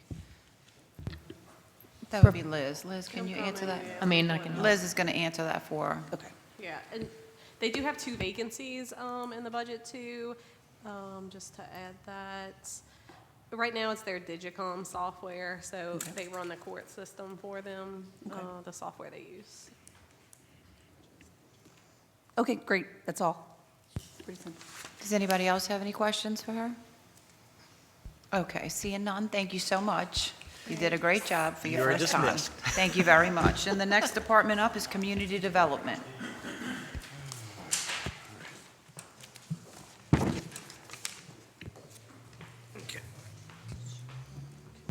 Good morning, Dewan. How are you today? Good morning, darling. Good morning, Tamithia.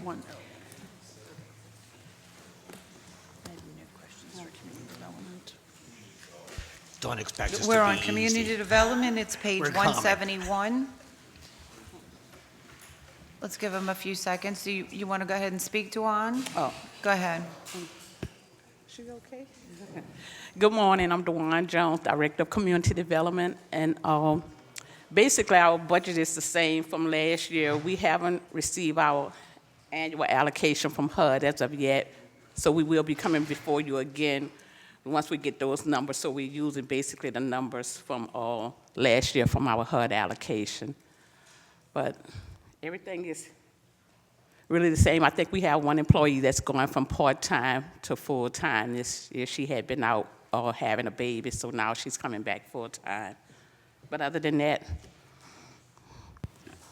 Thank you. basically the Does same, if anybody have any questions. anybody have any questions for Mr. Dewan? Councilman Wilmot? You said we don't have the HUD funds as of yet?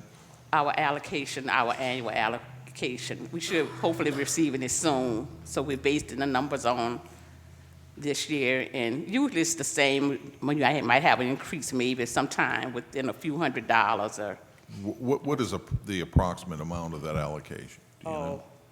$526,089. Okay, all right. That's all. Thank you. Okay. Anybody else?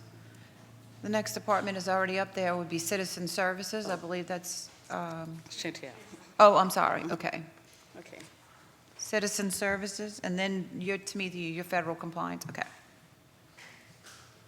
All right, Citizen Services, page 131.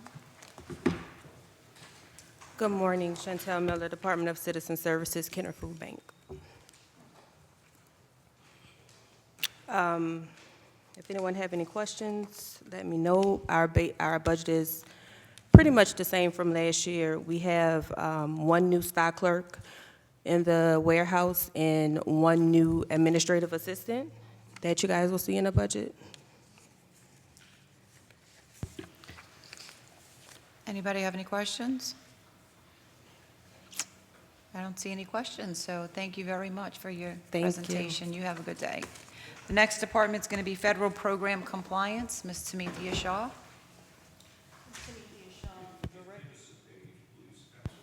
Sure, that's going to be page 188, and I don't think your microphone's on, Tamithia. Is it on?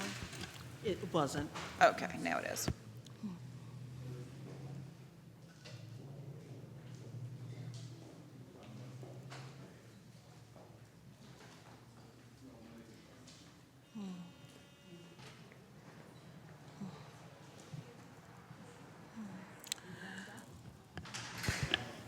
Okay, you can go ahead, Tamithia.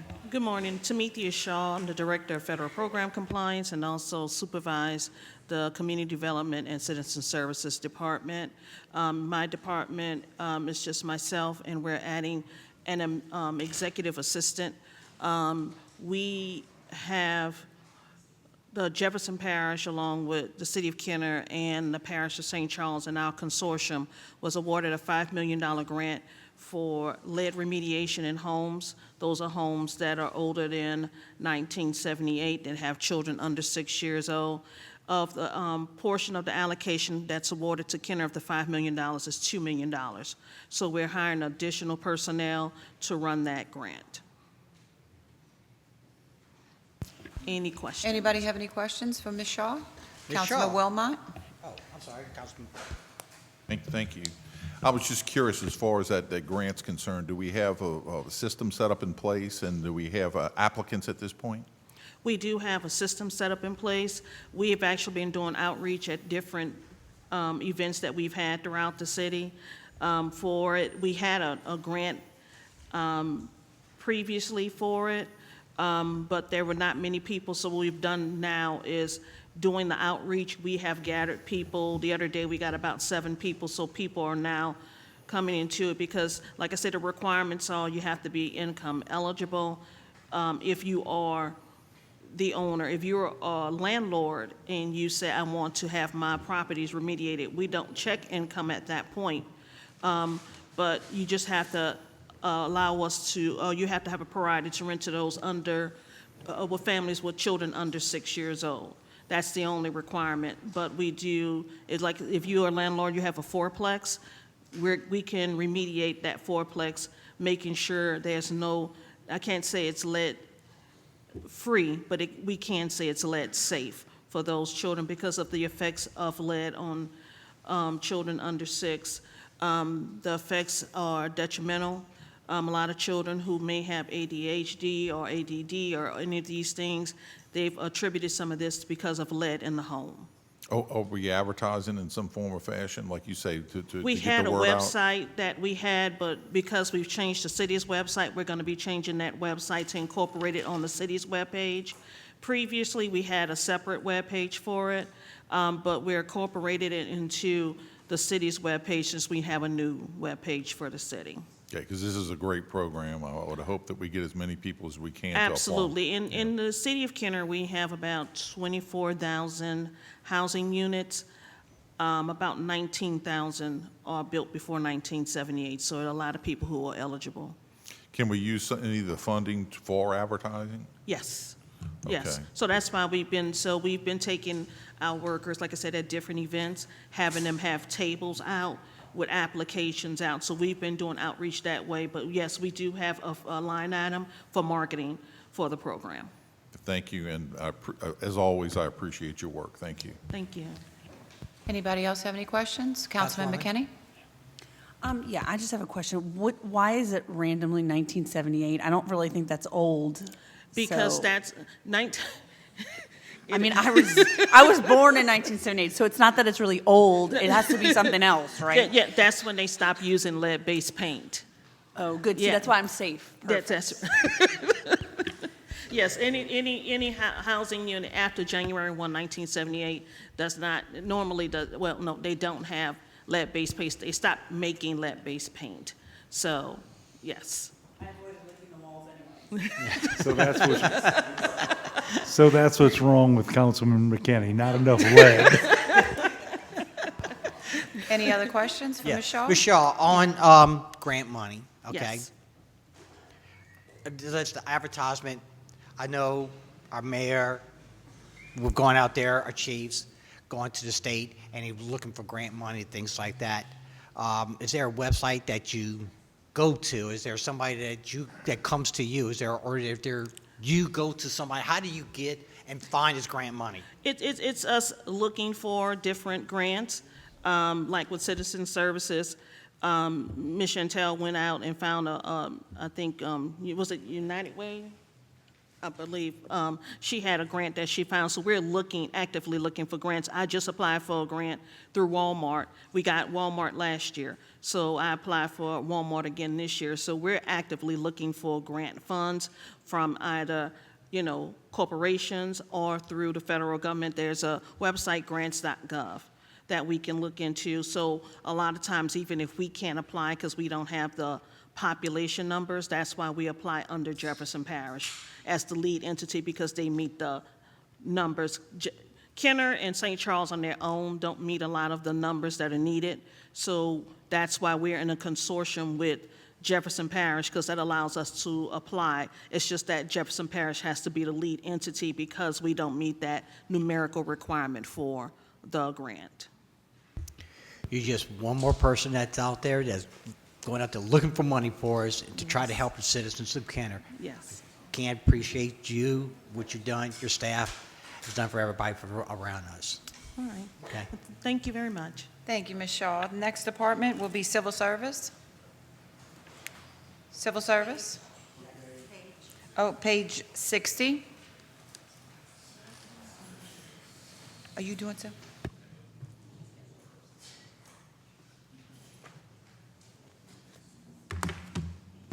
Please introduce yourself. Daphne Stewart.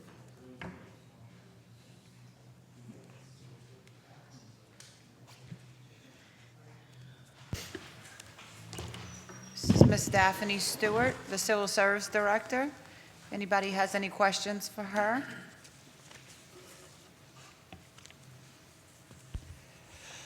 Yes, ma'am, how are you? I'm well, thanks. Good, good. Hey, how are y'all staffed? You're 100% staffed? You're understaffed? You need people? Your department? Well, we're currently a staff of 3, including the director, myself, and we have 2 civil service administrators, one that focuses on assisting with the recruiting for the city, as well as addressing and receiving appeals and the professional performance development process. I'm sorry, evaluation process. I guess as far as the hearings and all, you have your people that you need? Not at this time. I'm rather new in the position, and I'm still in the observation period, if you will. And we're just going through like the last 6 or 7 months of data and collecting data to see exactly what trends are there and what we'll actually need in the future, if anything. Do you know how many cases we got pending out there by any chance? Cases for? Civil service for? No, we do not currently have any pending cases. Our recent case was withdrawn, and we're basically, functioning under, what comes in new at this point. You got it easy compared to Miss Jennifer, I tell you. Thank you. Does anybody have any other questions? All right, well, thank you very much for presenting your budget. Thank you. We hope you have a good day. The next department up is going to be Fire and Police Civil Service.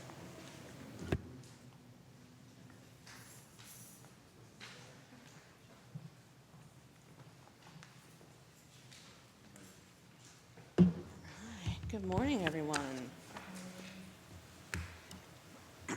My name is Jennifer Driscoll. I'm the secretary for the Fire and Police Civil Service Board, and I have essentially given you a standstill budget, but I am happy to answer any questions you may have.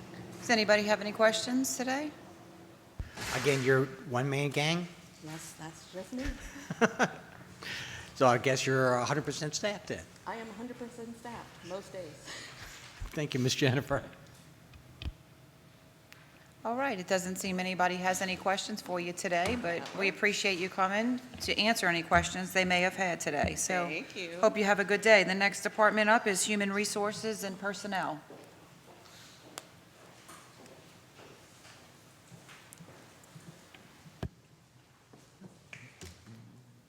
If you could, just introduce yourself to the council. Sure. Good morning, everybody. Brett Darter, Assistant Director of Personnel.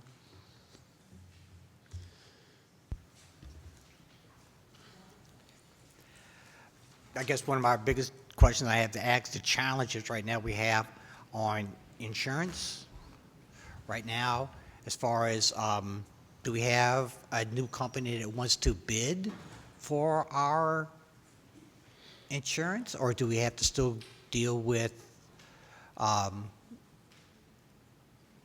insurance company that we have? Right now, it looks like we're probably going to remain with Blue Cross Blue Shield.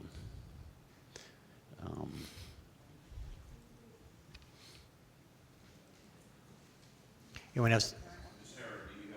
Yeah.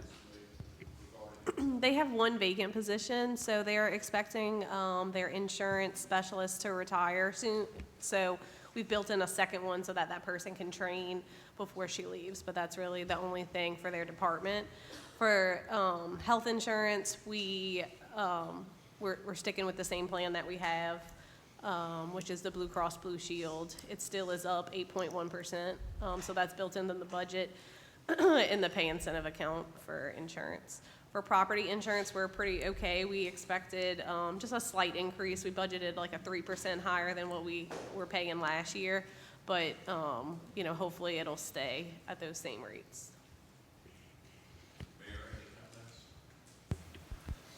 Yeah, we, like she said, it's down to 8.1. It originally came in a couple of percentage higher with Blue Cross Blue Shield. It was shopped.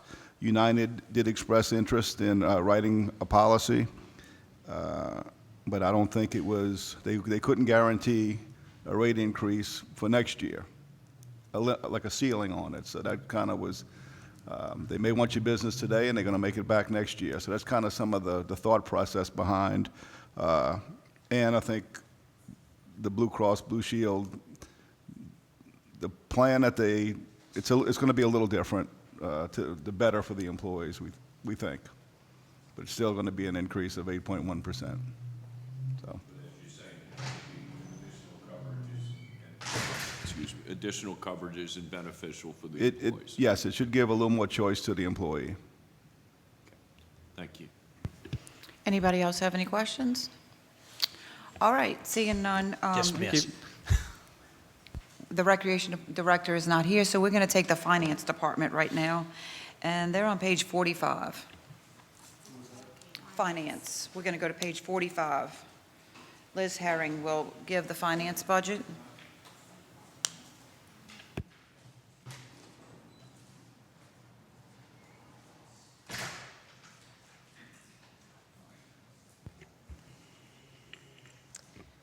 I'm Liz Herring, and this is the finance budget. We have a few vacancies. So currently I have a senior accountant vacant and then a staff accountant that's vacant. But other than that, everyone, every position is filled. As you know, every penny that comes in and penny that goes out comes through my office. So we handle all the bids, procurement side of things, purchase orders, and then accounts payables. We are handling all of your public assistant grants. So anything that's coming from FEMA directly related to a disaster, we're handling that. And then we collect property taxes and send out those property tax bills. But it's a pretty much, no major changes.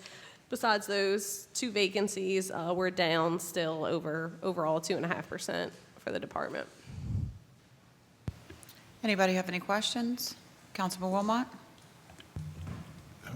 Ms. Herring, you said there's two vacancies. Correct. I only see one in the budget. A senior accountant and then Okay. a staff accountant. Okay, thank you. That's all. Any other questions? Seeing none, Mr. Charles Elaine for the Recreation Department is here.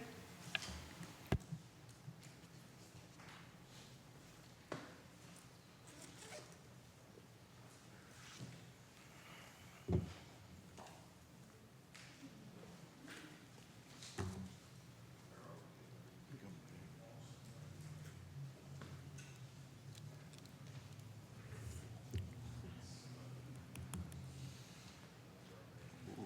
we go.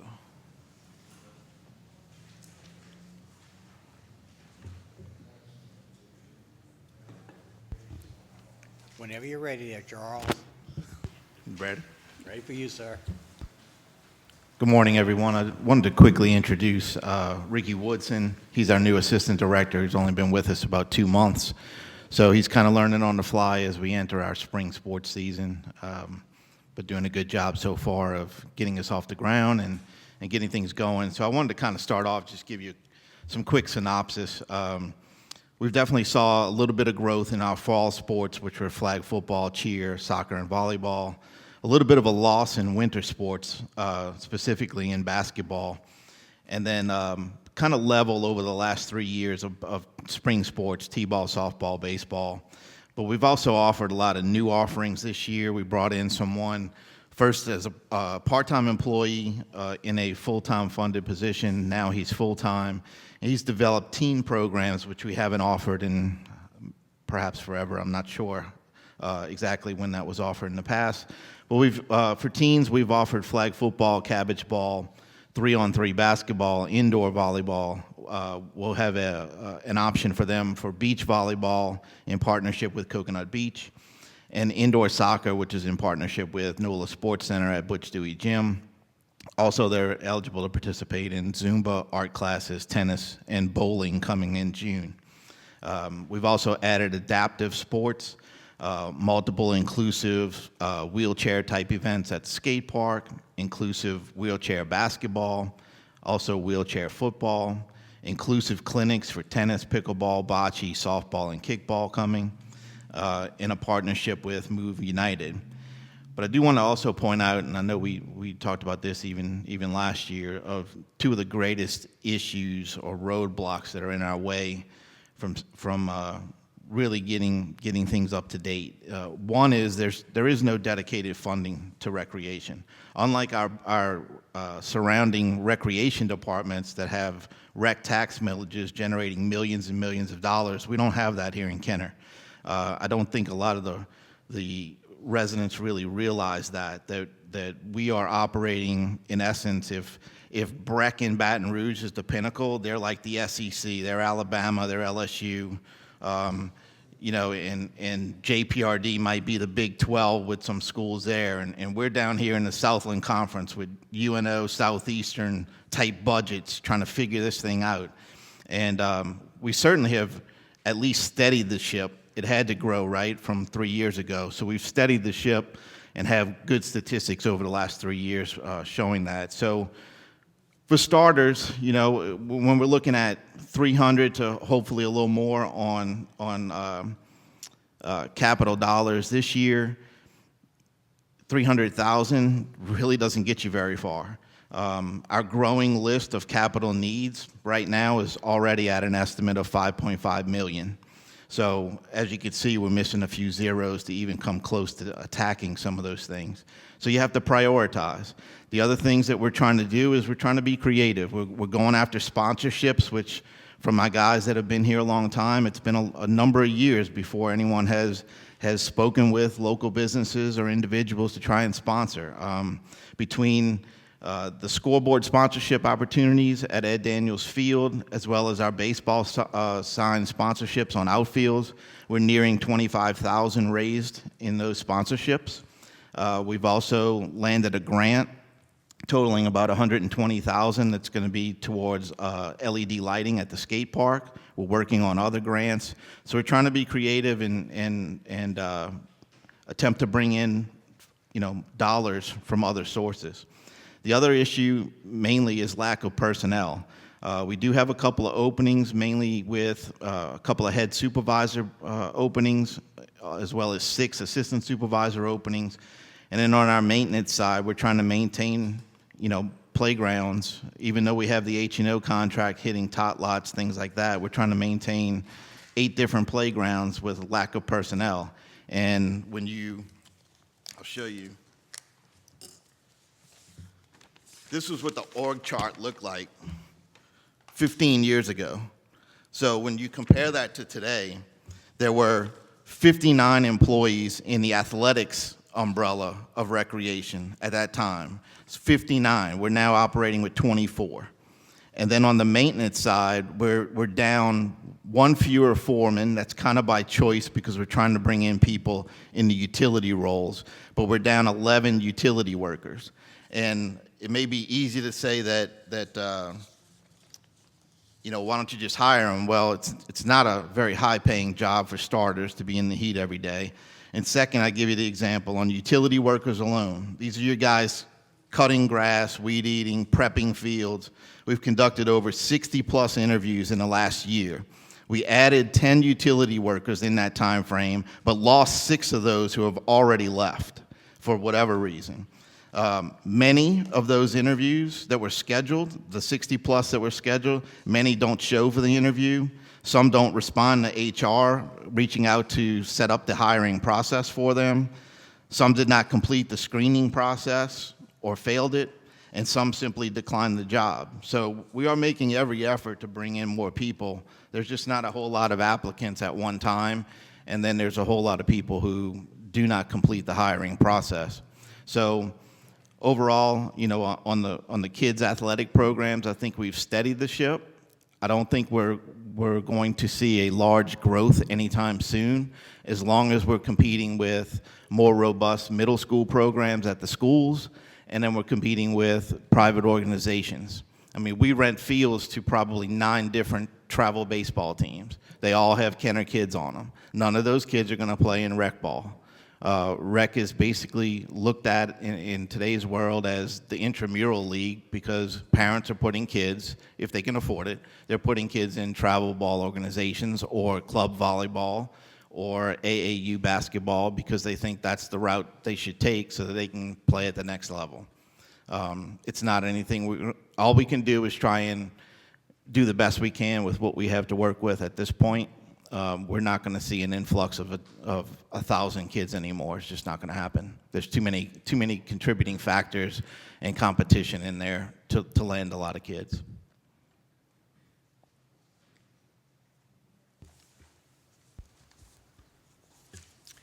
Councilwoman Dunn. Yeah, I just want to ask you, where are we now on the CEAs for soccer? Because I heard that, some of them just don't have the kids now because of deportation. So where are we on that for soccer? We only have one CEA in place. That's with an organization that's based out of Susan Park. They run our soccer league 3 times a year, so along with clinics as well. Just one? Yeah, we also have NOLA Sports Center indoors at Butch Dewey Gym. Right, but that's it? Yes. I would say the participation for NOLA Sports Center is more heavy on the teen side with those programmings, but we're working with Raphael, who's the owner at NOLA Sports Center, to maybe adjust programming. I'm not sure if you all are aware, there's obligated programming for Kenner residents every Monday and Wednesday, and so that Monday programming is typically dedicated to youth, and so we're looking to kind of revamp that program to boost participation. There is participation, it's just not a lot. Okay, what about the indoor basketball at Buddy Lawson? Is that open for free play? Yes, free play is at Lawson and Susan. We advertise, at the current time, we're advertising Wednesdays and Fridays, but obviously there'll be more hours in the summertime. Okay. Thank you. Anybody else have any questions? Councilman Brannigan? Yeah, and one other thing, the Butch Dewey Gym, it saved the city a bunch of money on expenses because they're paying the expenses, the electricity and everything. So it saved us a ton of money. That was a great deal. Thank you. Councilman Wilmot? Yeah, Charles, just on your budget, just looking at your proposed budget, you have some vacancies.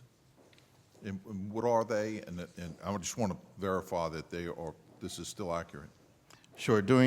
If we're looking under the athletics section, for example, We have 8 part-time head playground supervisor positions budgeted. There's 2 open, 2 that are open. And then we have 6 assistant playground supervisor positions that are open.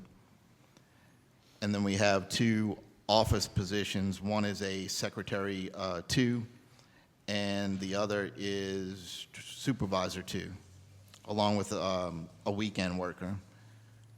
Okay, so you got a few vacancies going on. Right. Okay, all right. And we're also in the hiring process on a park ranger, and that person's going to predominantly help between Memorial Day and Labor Day at the splash park. And then there are other hours outside of the weekends will be at various facilities. What's the size of your personnel right now? Overall? On the athletic side or the maintenance side? Athletic. Maintenance, we're working with about 11 utility workers. On the sports side? On the sports side, we have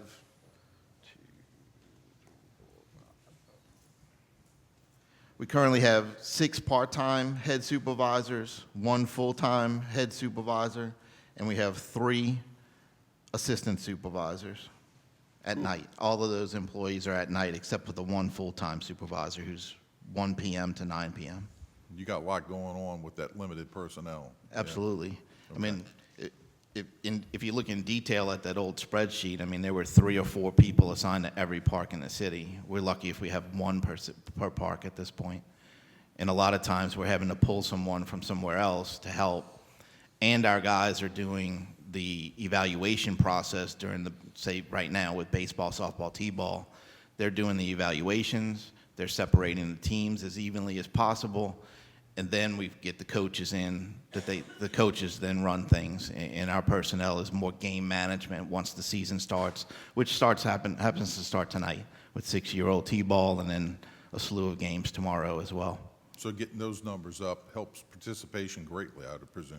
Well, yeah, and I mean, if somebody calls out sick, then all of a sudden that facility's closed that night. If it's a site like Ms. Dunn just asked about Buddy Lawson, if Mr. Fred were to call out or happen to miss some time, we don't have additional personnel to throw over there that night. So we're as thin as you can get at this point. Yeah, but having these open vacancies filled would help. It would be a huge help. Yeah, with our Yes. child participation in these programs. Yes, it would be a huge help. Thank you. Anybody else? Yeah. Councilman Dunn? Yeah, I just want to ask, are you budgeted already for the splash park? The park ranger will have and we offered the job just last week to someone. The park ranger will be working weekends, and certainly in that time frame when the splash park is open, they will be basically there that entire time, alternating one other person on a Saturday over there, and then outside of Memorial to Labor Day and that weekend time when the splash park's open, that park ranger is going to service events at, say, Veterans Park or the lake, or they'll be all over the place. They'll have basically 2 days off during the week, but they'll be working every weekend. Councilman Schwartz? Charles, you're underestimating yourself. You realize the 11 personnel that you have to cut grass and to go out there takes care of all the fields. Yes. Takes care of all the tot lots that are out there. Takes care of Veterans Park. Takes care of the pavilion around that. Our guys cover the lake. The- Mondays at the lake is a 2 or 3 hour cleanup sometimes, especially after a holiday. Look, they're busting their tail. They're doing as much as possible. But the reality is we're almost at a third of the personnel from years ago. And you can't have the same thing 20 years ago with that type of staffing as well as the funding. Look, the funding hasn't changed in, decades here? So that's why the facilities are aging. That's why I've had many conversations with you guys to assist in funding on certain projects. I mean, that's the only way we can do it at this point. When the list is growing to 5.5 million, I mean, 600,000 is not going to cut it. The new uniforms that you got for the 7 and 8s, Yes. they look nice. They really. We're trying to improve it. It's Absolutely. Definitely. And look, I know you and I had this discussion, but We are by far the lowest per sport anywhere in the metro area. We're $15 a sport, and the kids are getting a shirt. They're getting, in baseball, they're getting a hat, and they're getting an end-of-season award. So I know we're not trying to turn a profit here, but we're also falling further behind because the next closest per sport is St. Charles Parish at $65 a sport. So we're $50 less than anyone in the metro New Orleans area, and it just climbs after that 65. So, you know, it's going to be something that a year ago we did move from $10 to $15. It may have to go up at some point because we can't keep giving everything out and not at least coming close to breaking even here. And funding, like you said, Jefferson Parish, they just passed the millage. Yes. That's about how many millions? I think it's 10 mils, and it's a 10-year. I've been told it brings them $20+ million. But they're trying to cover everything from Grand Isle up, so a lot bigger footprint, but big difference between 20 million and $500,000. Correct, yeah. Look, you're doing a great job of what you got.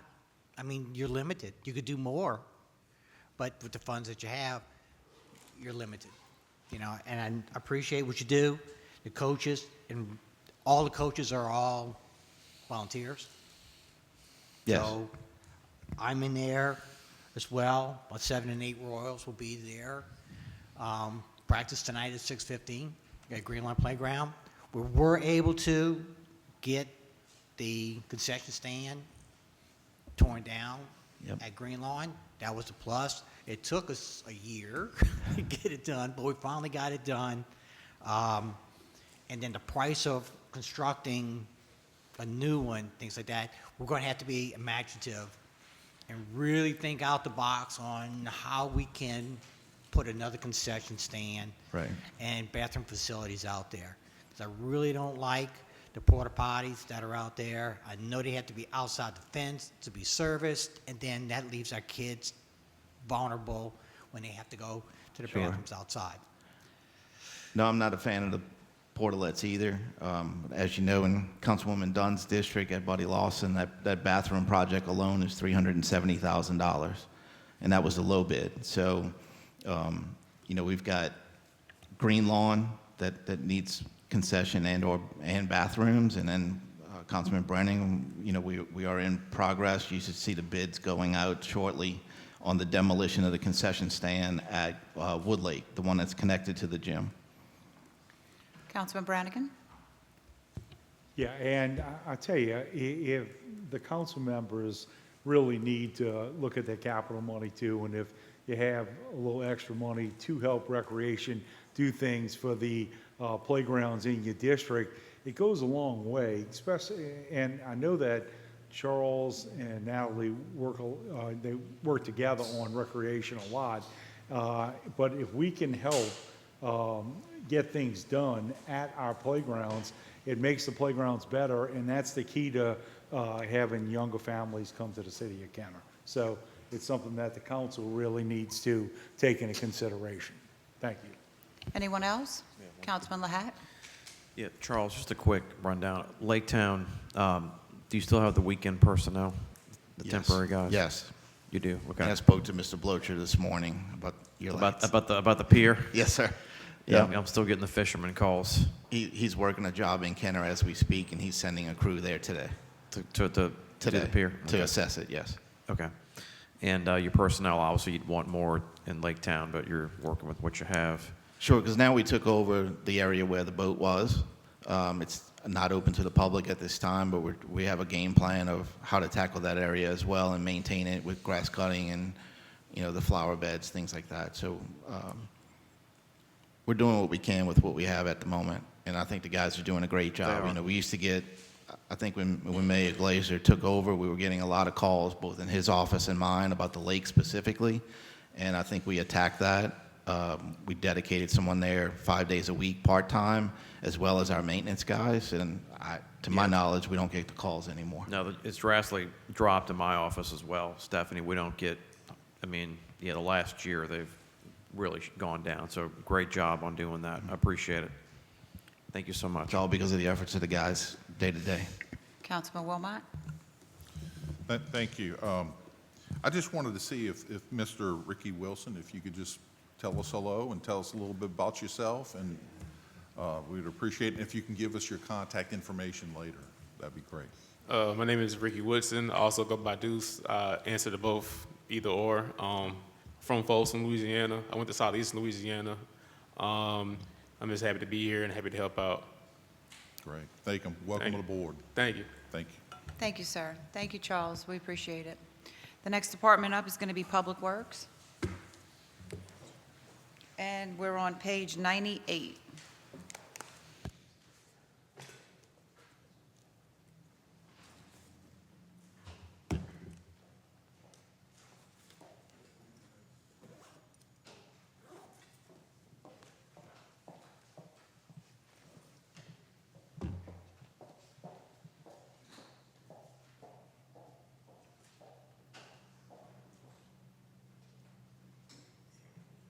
Christine, if you could just introduce yourself for us a little bit, and then we'll see if we have any questions for you.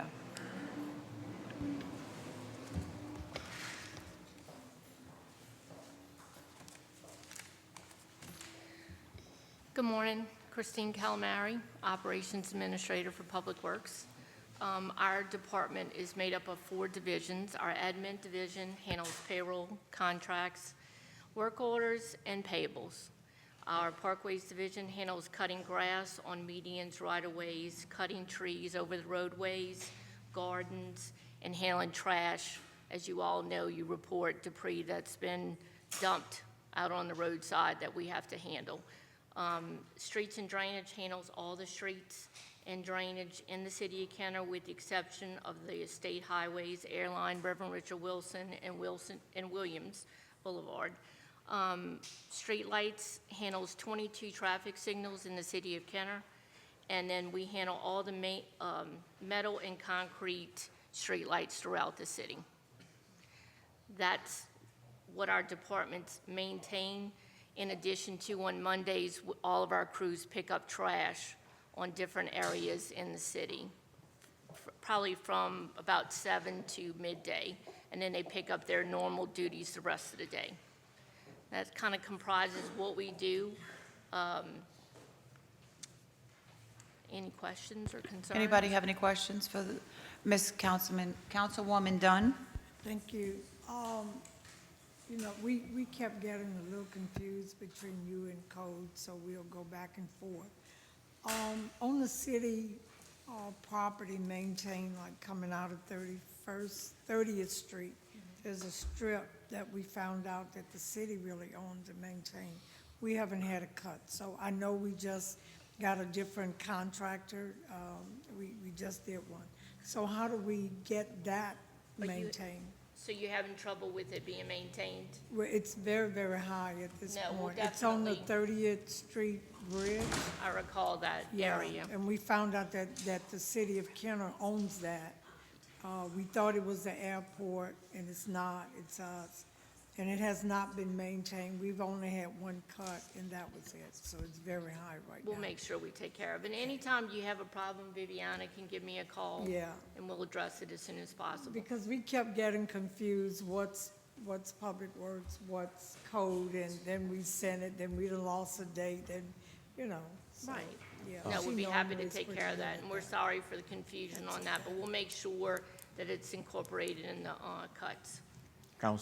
Council Lady, yes, the area on 30th Street by the bridge is something that we had researched a few months back, and we realized that the city owned that property, not all of that parcel, but a section of that parcel. Yeah. And yes, Public Works was authorized to cut it, and I'm sure that they will put it on the schedule to cut. However, we do not own that entire No. parcel. Right, no, we understand that, and the airport is cutting their part. Yes. That's how come we know the part that the city owns. Yes. Because it's like this right now. Correct, yes. The airport knows what they're responsible Yes. for, and now we know what we are responsible for. And it's a small part of It the whole is, it parcel. is. So it's kind of foolish for the airport not to cut it because it's a small section, but we will go ahead and cut it from thank this you. point forward. On the, is the ditch cut, that's Public Works also? Okay, I just want to be clear on that, okay. Thank Are you you. having any issues with that? Huh? Are you having any issues with the ditch? I haven't looked, I don't know. Councilwoman McKinney? Yes, thank you. I just have two primary questions. First, I know, like we've talked about with, recreation, are you guys fully staffed? No. No. And how many people are you down, do you We estimate? currently have 20 open positions. Wow, okay, 20 open And positions. by department, our admin is 5 short, Parkways is 10. We have 10 staffed and 3 are vacant. And of the 10, 2 people are out. So we really have 8 individuals handling all the grass, all the trees, the gardens. And then in streetlights, we have 10 budgeted, 7 are full, and 3 are vacant. And in streets and drainage, we have 12 budgeted, and 10 are open. So that's 12 Wait, what? people. 12 budgeted and 10 are open? Correct. So 2 people are working? No, I'm sorry. 12 are filled and 10 are open. Okay. But that's So you have almost as many vacant as you have filled. And that's to handle all the roads, maintaining potholes, repairs, concrete, curbs, the entire roadway. And is that because of, like, the pay or? Absolutely. Yeah, okay. Absolutely. And actually, I wanted to give you an idea, because I know various people come before the council and concern about certain areas of the city, but the entry level for a utility worker is $12.66. That's $26,347.36. And we have some of those, as well as a construction worker 1, which is $12.96, and that's $26,973.70. So that's what we face.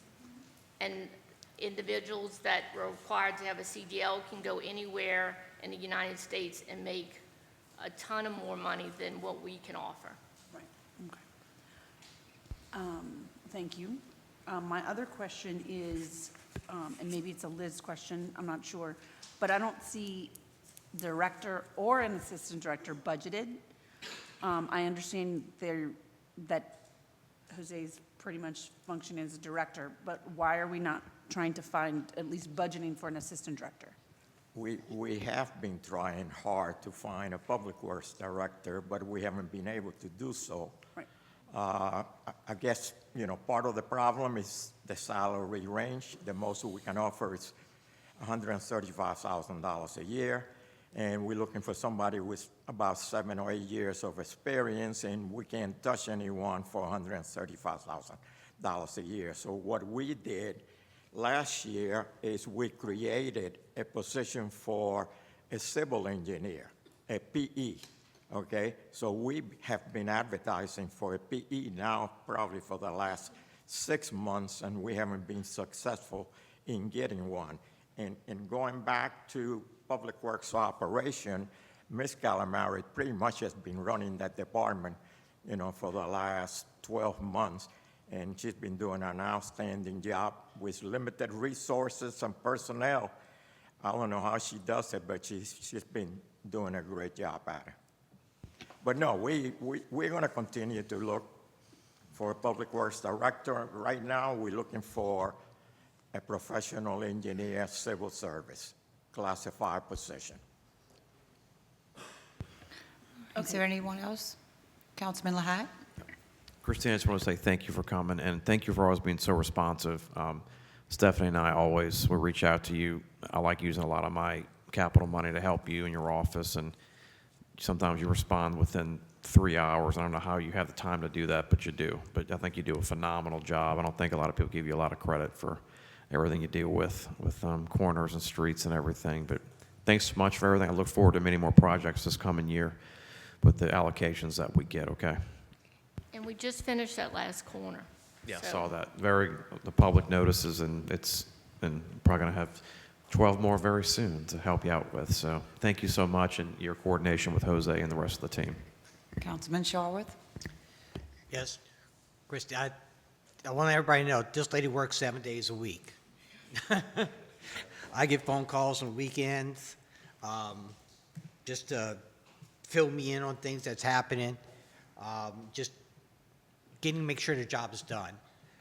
Other thing is, because of your lack of personnel, is the reason why we have to outsource so many projects. Everyone, why you got this contract? Why you got that contract? Well, we don't have the manpower to do it. If we had the manpower, and it's a double-edged sword, because the people that are getting paid on contract are $20 an hour, but if you offer $20 an hour, you still don't get the people who come in and apply for the jobs. They don't want the jobs. It's a tough position that you're in, tough position that the city's in, the mayor, all of us, and to you, your staff, your personnel, thank you for the job y'all do. Councilman Brannigan? I call Christine so much, I think she's going to put do not answer instead of Councilman Brannigan. Councilman Brennan? Thank you, Council Clerk. It's kudos for everything you do and for all your assistance. Councilman Lahat's going to be mad because you respond to my district stuff in an hour, so it's a little, and that's appreciated. But no, thank you for everything you do, and you're great to have on the team. Thank you, sir. All right, thank you, Christine. Just would Oh, like I'm to- sorry, Yeah. Councilman Dunn? Yeah, I just want to say also, Christine, you know, you've actually, God, I don't know how you do it, but I just want to ask one question. Can you all go through another source to hire people like the temporary and through workforce, or the city cannot do that? The city cannot do that? It would be through civil service that you'd have to do your hiring. Okay, okay. All right, thank you, Christine. I appreciate it. Just wanted to say one thing. Look, our team is great.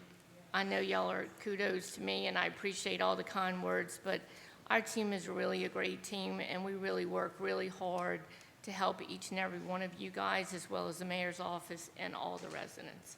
So it's definitely a team effort. Thank you. Next department's going to be sanitation. Liz is going to give that department, and it's on page 142.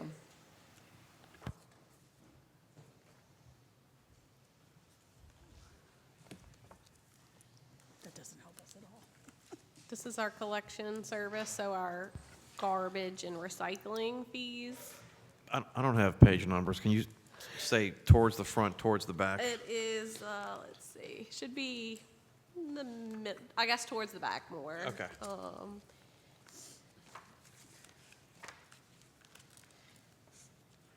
It'll be near fire, so those are all the special revenue funds, if Okay. you have something that says that. Sanitation fund, it's right here. It's right before fire.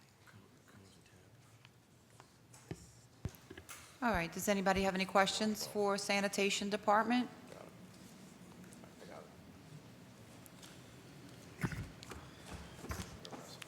So it's a Councilman- special revenue fund, it generates its own revenue, and basically we want to, balance it to match the revenue. So that's why you see your expenses are up the same amount as your revenues, it's just what we're pulling in. So this would be property tax and, your utility bills, what the residents are paying. So this is garbage and recycling, all related to garbage. Councilman McKinney?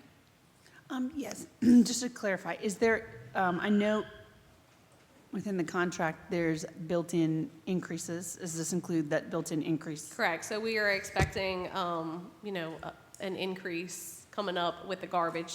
Yes, this is factoring all that in. In addition to that, recycling will be coming up, and there'll have to be a decision made on that in the future. And what's the time frame of that? Is it the beginning of next year for recycling? Yeah.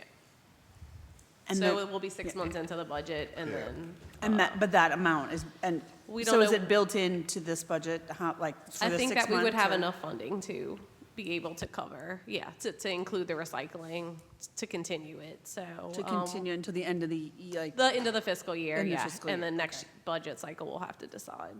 okay. But so this isn't touching any other general fund money, this is strictly money that is dedicated, these are all restricted, dedicated funds. The money coming in is dedicated to garbage and is being spent on garbage.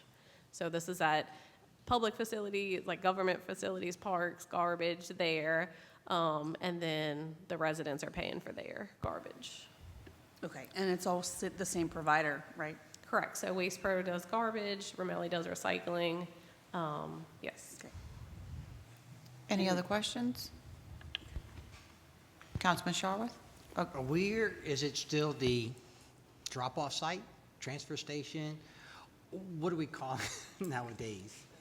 I think it's a drop-off site, but It's a drop site and should have always been a drop site. It should have had no other definition of what that is. It's the City of Kenner's drop site. A drop site, I don't know if you noticed that a post that I put on Facebook last week or the week before. Somebody drove down my alleyway and just discarded a bunch of roofing shingles in an open lot. You did that? So you drive that new Jeep, huh? But anyway, I went and picked them up. I called General Services. They were able to use them. They were brand new shingles, still in the bundle. They took them, and believe it or not, nothing went into the cans. So that's one thing that's going positive. The roll-offs are basically the same every year. it's definitely decreased. Our expenses have decreased from what we were paying out before, not as much roll-offs coming out, so. Yeah, I really like to see more oversight on some of that, because I'm pretty much sure bad contractors are dumping into the cans, which we're paying for. They have those cans removed. So I like to see more oversight on that, if we can. Councilman, there is oversight on that. We've been monitoring through the Public Works yard in the back. Those are all for internal. Previously, the previous garbage contractor had access to that site, which they shouldn't have had prior, but there is oversight now on that. Councilman Brannigan? So we're even. Yeah, we're even. the So money the coming general in- fund, yeah, the general fund isn't having to give anything. The sales tax portion that you see is kind of what we mentioned earlier in the meeting, that because of the homestead exemption, so this would be just the difference. But we're even. General fund isn't subsidizing at all. What we're bringing in is covering the cost, and we're able to do a few upgrades for new garbage cans and stuff like that around the city. Perfect. Any other questions? All right, the next department up is going to be Fleet Management, page 110.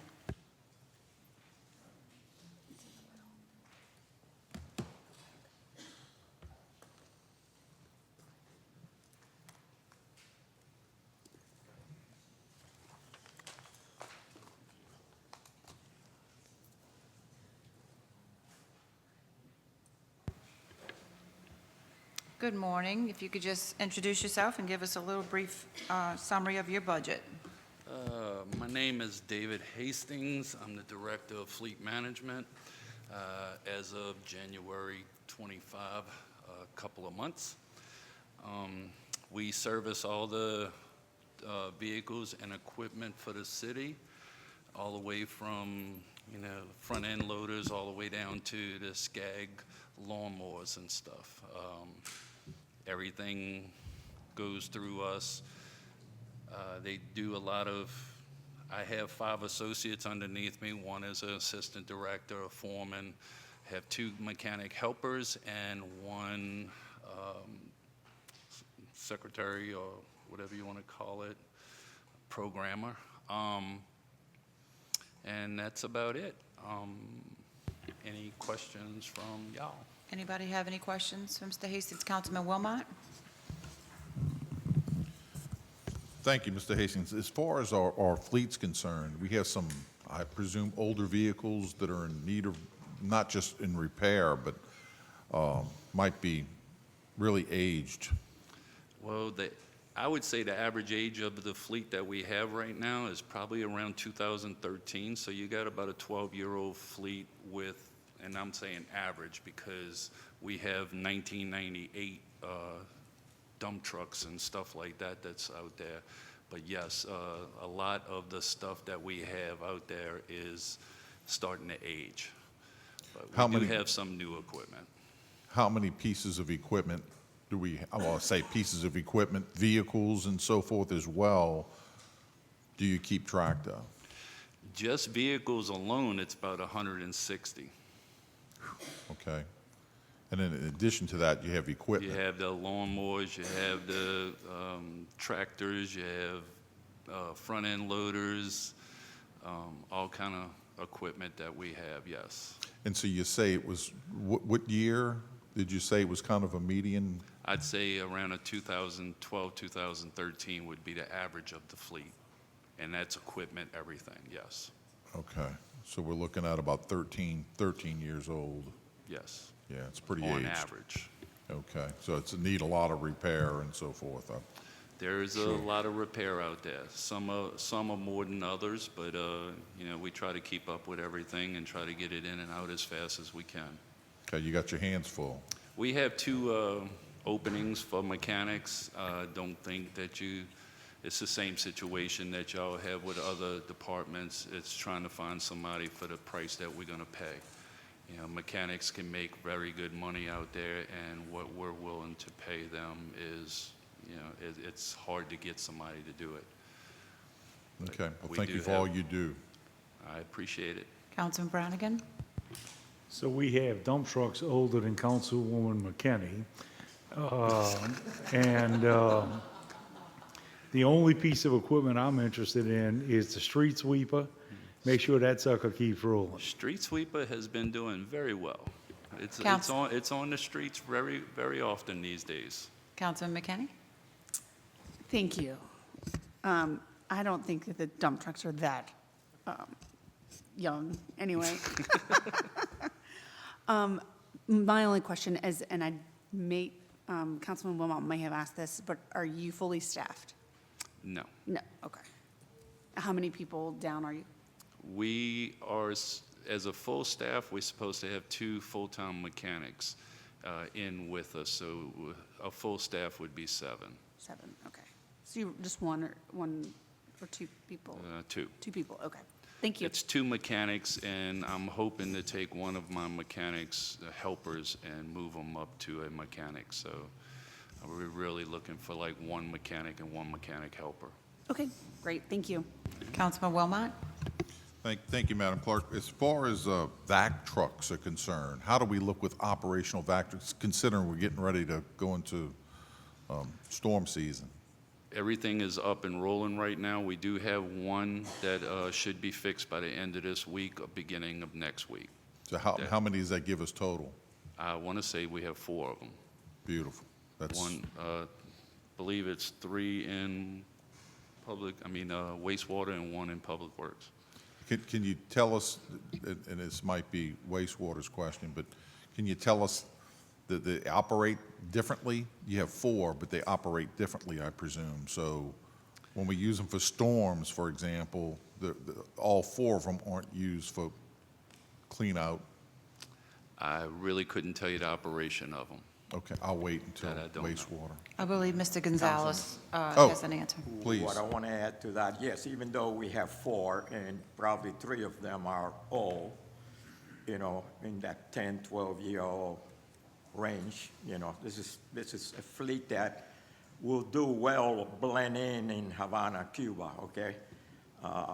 But as far as back trucks, we also have emergency contracts that would allow us to rent. Okay, we have many emergency contracts. One of them will allow us to rent back trucks with operators. So we're well prepared in case we do have an emergency situation. Whether the 4 that we have can do the job or not, we'll tap into our emergency contract. Thank you for that explanation. That helps. Thank you. Thank you. Any other questions? Seeing none, thank you for your presentation, Mr. Hastings. Next department up is going to be wastewater, and it's on page 192.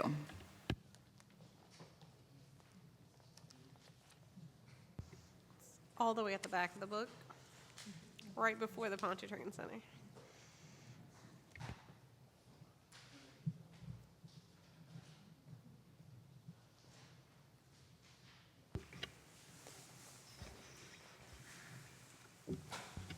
Good morning.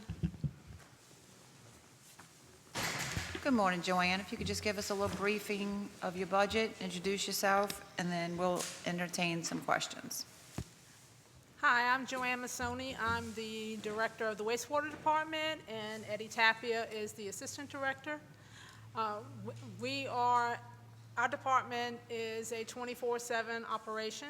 We operate the wastewater treatment plant. We have 84 lift stations that we have to operate and maintain, and 400 miles of collection system pipe. We're also required to have state certifications for treatment and for the collection system that's issued by the Louisiana Department of Health. We're asking for 38 employees. We presently had 32, one just resigned, so we're presently at 31 employees. The resignation was to seek out a better job or a better paying job. Thank you. Does anybody have any questions?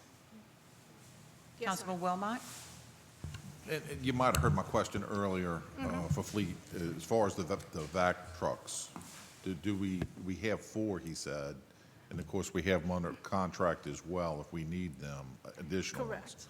Correct. The 4 that we have, are those operational, all 4 of them are operational for storm purposes, or is it like they do different functions?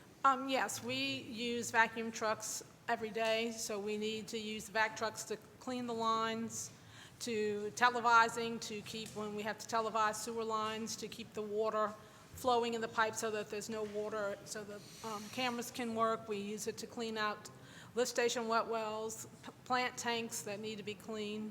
So yeah, we use and then for service request also. So all 4 of them are used for the same purposes? Well, the ones for Public Works is for storm drain cleaning. Yes, that's what I'm getting to. Yes. Yeah. So how many of those do we have? We have 2. Okay. As you recall, Councilman, I want to say last year, we purchased another vac truck that was approximately $450,000 piece of equipment. We'll continue to do so. So we have 3 other trucks.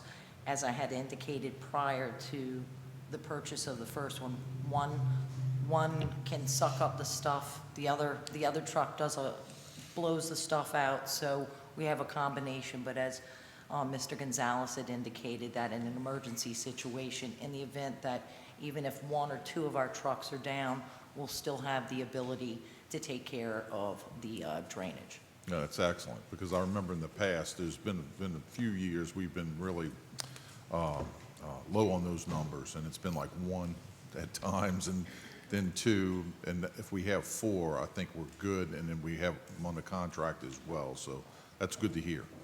Thank you all very much. You're welcome. Councilman McKinney?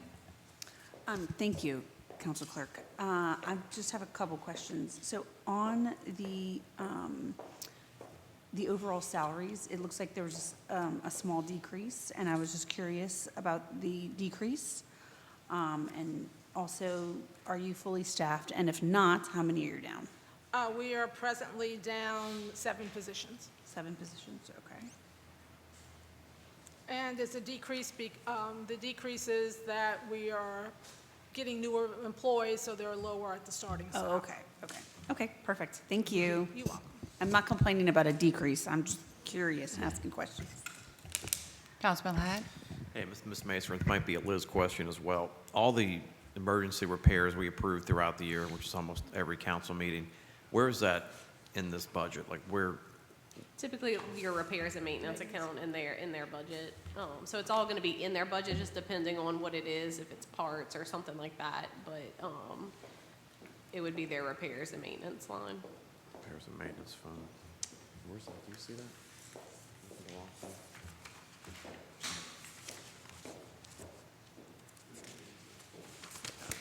And just a reminder that there's a lot of extensive work going on at the wastewater treatment plant right now. You have all the clarifiers being renovated, and we're still doing some of the design for the belt press building. Yes, and we're at approximately 100% design for 2 lift stations, 25th and Salem and 25th and Helena. And we're still trying to get grants to help pay for the cost of these upgrades that we need to do. As the presentation that I gave at one of the council meetings, you know the costs and the projects that we need. And so we're trying to, keep the system going with the money that we have. And I mean, like this morning, we woke up, my guys are broken force main, so we're repairing force main right now as we speak. Councilman Wellbott? As far as the clarifiers are concerned, it was mentioned, and thank you for that. That's a huge project, I know. It's been needing to be done for a long, long time, and, Yes, sir. and you're getting it done.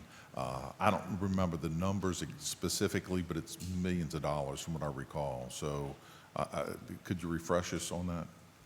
I don't have the costs in front of me right now, but it will be completed in August of this year.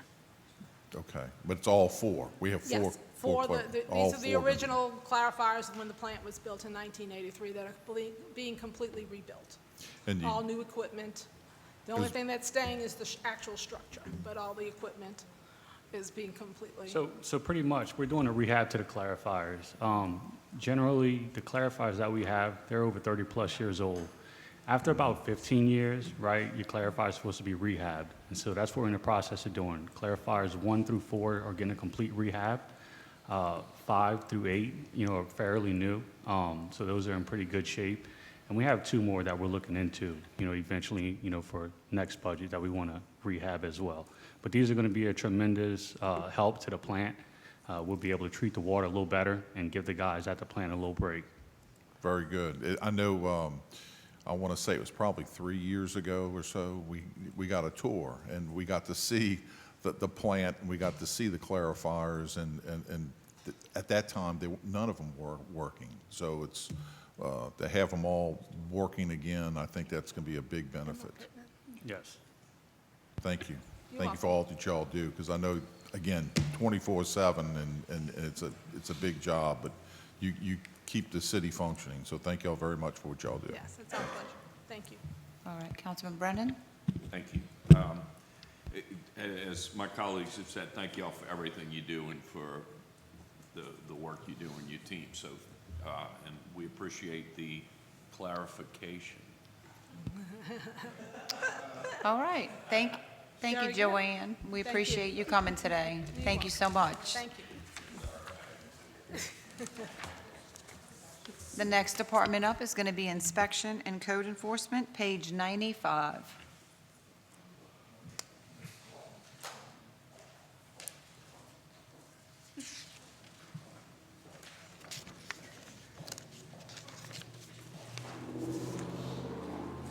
If you could, just introduce yourself and give us a little brief summary, and they will get their questions together. Can you turn your microphone on? Okay, thank you. Catherine Topple, Director of Inspection and Code Enforcement. The budget is, not many changes this year on the budget for code enforcement. We are seeking an additional job, position within the department as a commercial plan reviewer. That is something we currently don't have. What we have is a residential plan reviewer and a landscape plan reviewer, and we need to broaden that out, seeking a commercial plan reviewer with a job description associated with such. That's something that Code had a chief plan reviewer, but that person is strictly now just a part-time plan reviewer. And we don't like the necessarily naming a chief plan reviewer as opposed to a commercial plan reviewer. I am currently short-staffed in the department, like everybody else before me. We are missing currently vacant 11 positions. Critical positions that we're missing right now are 3 code inspectors. We had 2 that were open, and then I had an inspector that retired fairly quickly after notice due to some family issues, healthcare issues with a relative. And then we have 3 clerk 3 positions, which is my front office staff. They're the main line. They're the ones answering the phones. They're the ones issuing the permits at the front counter. Those positions are open. We hired 2 But unfortunately, we're losing one of my new hires. She took a position, higher pay, in Jefferson Parish. And we find a lot of that going on. We're also have not been able to hire an assistant office manager. We're short a building inspector, and we're also short an electrical inspector. And unfortunately, we can't compete with Jefferson Parish on those salaries, and I think a lot of that has to do with that. Like the clerk threes, you know, like I said, we had 2 hires that we just brought in. Both of them were bilingual. It was great. They're working out great, and I wish her all the best because she's been very gracious to give us 2 weeks' notice even to go to the parish, but it's critical that we get those positions filled because they're the ones that are answering the phone on the regular and also waiting on the counter. And at any given moment, my counter may have 10 to 15 people backed up waiting for permits or business licensing. Anybody have any questions? Councilman Brannigan? Yes, I have received a lot of calls about the permits, you know, and I call you and talk to you about it. How many people do we have that are looking at the plans, issuing the notice to proceed on when someone's building a home? Right now, there is no delay on our permits at all, especially in residential. It's a 1-week review time at the most. 1 week? Okay. 1 week at the most, and that's compared to Jefferson Parish and New Orleans, which doesn't process that fast. Okay, so that's speeded up. That yeah, has- that's yeah, not because delayed at all. I had gotten calls over the last year, you know, saying that it's 6 weeks and 4 weeks, and so it was getting better. But if it's down to a week, that's Well, and a fine. lot of times, Councilman, I will tell you that I know I get calls, and I'll look it up. In fact, Ms. Newton may remember this. I received a call, and she's like, you know, can you tell me where this is at? And I said, well, we just received the application 20 minutes ago. So, I mean, unfortunately, you might not be getting the whole story. It could be, a lot of times they'll say, well, it's been 6 weeks, but well, we might be waiting on them for 2 weeks to provide us some documents that we don't have yet. So our process time right now is a week at the most for a residential, provided they're giving us all the information that we need. So if the resident gets everything in, then it should be about a week, close Or to a less, week. or Okay. less. Yeah, so a week at the most. Okay. That's a full submission, yes, absolutely. That's where in the commercial, you know, obviously that's more involved because you have so many more documents that are required and more reviews. I'd say that we're about 2 weeks out on that, provided it's a full submission when we get it. About 2 weeks of full review, going back and reviewing everything to get a commercial permit issued. Unfortunately, in the commercial side of things, you're ending up with a lot of zoning concerns. There might not have the required parking. They might not have the required setbacks. So we do end up with a lot more issues on the commercial end. It takes a little longer. Okay, thank But you. we are Councilman not Brennan? behind at all right now. Councilman Brennan? Thank you, Council Clerk. Thank you, Ms. Topol, for all your work. When you talk about those positions and people that we're losing to Jefferson Parish, can you say where our salary is at this point and compared to where they're going? Do you know those numbers offhand? I don't know the parish numbers. I only know from when I was director in the parish, and I'd say there's at least a $10,000 difference. Thank you. Something that's, for the most part, unattainable. You know, with the small size of Kenner compared to the larger size of Jefferson Parish, I say is difficult to come close to that number. Okay, thank you. Councilman McKinney? Thank you. I don't know if this is a Liz question or your question, but I was noticing in the schedule of revenues that the building permits are actually down by 21%. So I was curious about that with regard to, obviously, you want to add a commercial planner, so I think that's great that we have a dedicated reviewer. But what would be the reason for anticipated building permits being down? Yeah, I mean, that's just based on actuals and the trend that we've been seeing. Okay. They had a big boom, obviously, when the airport was building that, you know, terminal and all the stores there. But we've kind of leveled out, and that's kind of where we're sitting at now. So unless a big development comes up, that's kind of what we're expecting. Okay. And I would note that I do have a couple positions that I didn't account for that are open that I could use to fund that other position. I have some part-time positions that I don't intend on filling, Okay. that I could use to fund that position. That's why I didn't include them in the vacant positions. Okay. If that- Okay, thank you for all the work that you do. You're always very helpful, in your department. So I think that's all. Thank you. Councilman Wilmot? Thank you, Madam Clerk. I just wanted to follow up with a couple of things that I had talked to you about in the past regarding demos in particular. When somebody's demoing a property, and we're looking to, the city actually is looking for an expedited way. I understand that there's some procedural issues that we may have with our process in Kenner. How's that coming along? Well, right now, what we've started to do in-house is, instead of just bringing one demolition at a time, I currently have 4 active demolitions that we're pursuing right now, so that there can be expedited, and we can award them right away once they're approved by the council. But the process of notification, and when you have to bring in a curator, that is a long process, because you have to make certain all the heirs, Correct. potential heirs are notified. So there's a lot of research done that goes into that on the curator side. Then the publication process through the council to get the demolition. You know, as you know, I bring it in for a request to have a public hearing. Then we come back for the public hearing.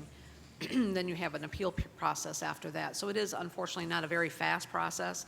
So what we started doing internally is working on more of them at one time. Now, we only have a fairly minimal budget, so I'm working on 4 currently, that when we do bring them into council, that we'll be ready to go on all 4, and that way it'll be done quicker as opposed to just bringing one in at a time. So it's not necessarily a procedural issue on our legal process for us to revamp any or retool any No, ordinances? this is all following state law. So, no, Okay. it's definitely nothing internal. Internal, we move it right along as fast as possible. But when we get to a curator position, at that point, that may take longer depending on the amount of research that needs to be done. Sure. But no, we're following all the state law requirements. That's the process. I just want to make sure that we're good on our end Yes. for ordinances for the city, that we don't need to retool anything. If we do, I want to be here and make it happen, that's all. Thank you, Councilman. I don't believe that we need to retool anything. We Okay. just changed our procedure in-house to bring more in at a time. That way we have them ready to go, one after another. Thank you for that. Appreciate you. Councilman Dunn? Okay, thank you, Madam Clerk. Thank you, Ms. Koppel, because I know it's been a long road in my district. I think Councilwoman McKinley asked Ms. Harrington my question, and that was, how was the permitting? Because it looked like in my area, at one time it was really booming, but it doesn't look like it's, booming as much. So I'm asking, it's not. No, the number of new homes coming in has slowed down what I would consider pretty drastically, especially in District 1 that we've noticed. I relate that to the economy right now. I think a lot of people are kind of holding off, waiting. I suspect there's a lot of renovations coming in. We are seeing a lot of renovations, but new home construction, that has slowed down pretty much, quite a bit. And thank you again. I appreciate your patience with me. Thank you, Ms. Topper. We appreciate you coming today. Next department is going to be Emergency Management Office, page 69.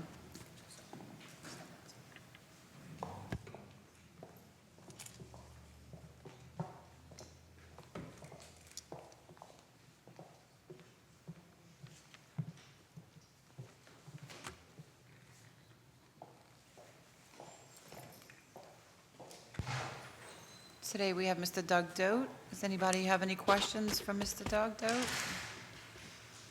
Do we have anything you want to say? You can go ahead and they'll ask questions after. Morning, members of council. I'm the director of the Emergency Management Department. The department coordinates emergency preparedness, response, and recovery activities across municipal agencies. We accomplish this through planning and coordination with all the city departments on a year-round basis. Our office staff and facilities, including an emergency operations center, are available for activation on a 24-hour, 7-day-a-week basis. Since last July, the city has issued 20 local emergency proclamations and extensions in order to properly address ongoing Hurricane Ida recovery efforts, as well as Hurricane Francine and the January 2025 winter storm response activities. Aside from weather, on a daily basis, we monitor public health, utility disruptions, street closures, levee conditions, cyber events, rail and hazard materials incidents, airport situations, as well as other homeland security and public safety issues affecting Kenner and the region. We've issued over 150 weather advisories and processed about 350 additional awareness notices over the past year. We participate in detailed public safety planning efforts along with the KPD and KFD and the EMS, Emergency Medical Service.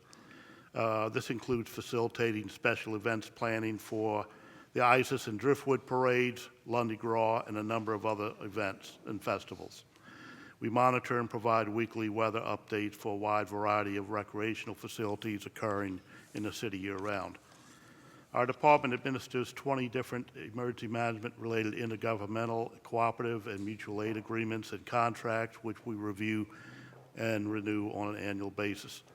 We represent the city on a number of parish-level committees, including the multi-jurisdictional hazard mitigation planning, local emergency planning, and Homeland Security committees. Our office participated in updating the parish-wide hazard mitigation plan over this past year.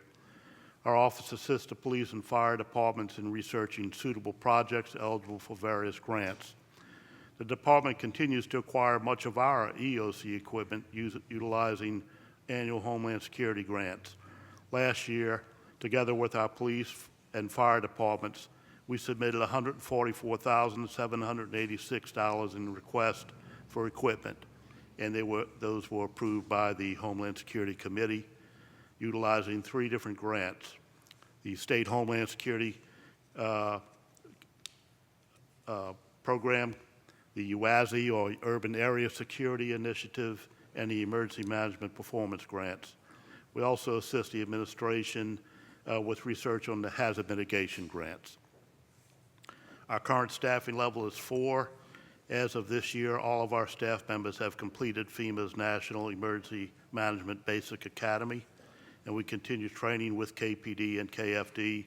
One member of my department is assisting the Kenner Fire Department in training members of that department so they can maintain the emergency medical responder certification. Once again, we are approaching the start of what is expected to be an active storm season.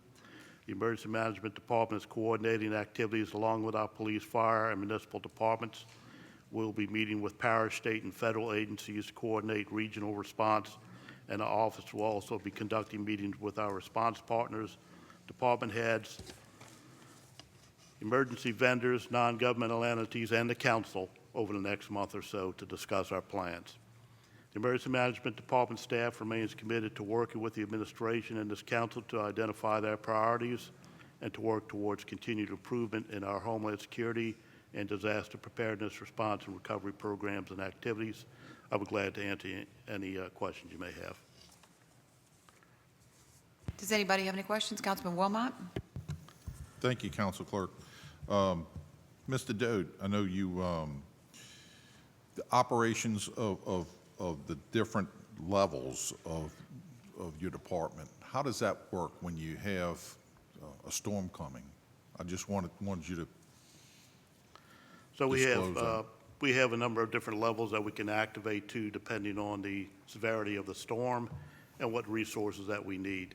So our Emergency Operations Center, or EOC, will activate to one of 3 advanced levels based on what number of departments and what number of personnel and equipment that we need to address a particular event. We'll start activation 5 days out from a storm at least. We'll start activating our staff, and then we'll add people as that's needed and continue those levels until they're no longer needed, and then deactivate to a lower level. So it's like 1 through 3? I Yeah, don't know what you, basically we have 4 levels. 4 is the level I'm at now, which is normal operations, and level 3 is above that, which is bringing in 2 or 3 different departments. Level 2 is a partial activation of our incident management team, and a level 1 would be a full activation of all of our incident management team members, which is all of our department heads. So how many times in the past year has your department gone below a level 4? We have probably done that, I'd have to look at my statistics, but probably, I'd say about 3 times, 4 times a year we do that. So there's activity that's going on that's necessary, of course, and being monitored and watched on behalf of the city because our preparedness on behalf of the city. And we appreciate your leadership and direction in that and keeping a close eye on that. And that's a big part of your job, I know. And a lot of us here on the council, I'm sure all of us, and administration, we all appreciate your efforts, and you do an excellent job monitoring these things as long as I've been here. And I've seen it close up and personal when we've actually had to go to the EOC and for storms approaching and so forth, and we see what you do and the level of preparedness, and we appreciate you. Thank you. Thanks, sir. Any other questions? All right, well, thank you so much for your presentation. I think you answered everything in your presentation. Next department is General Services.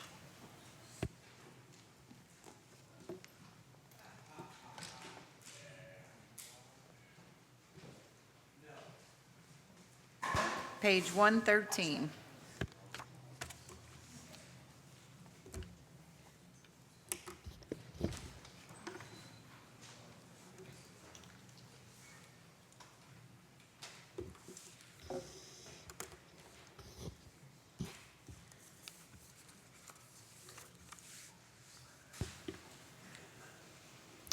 All right, you can introduce yourself if you want.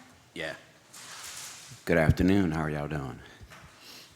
I think y'all all know who I am, but Mark Glorioso, Director of General Services. Let me like to introduce you to my Assistant Director. I don't think y'all been formally introduced. Ms. Sandra Avaret is now the Assistant Director of General Services.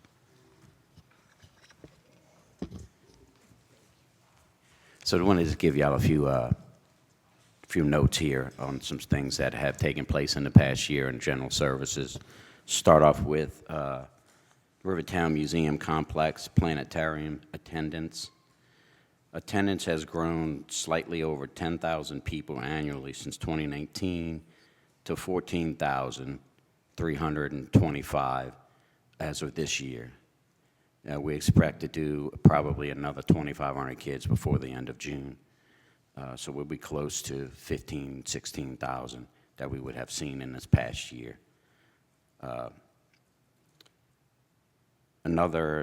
Like I said, she got another 2,500 students are scheduled to come between today and to the end of June.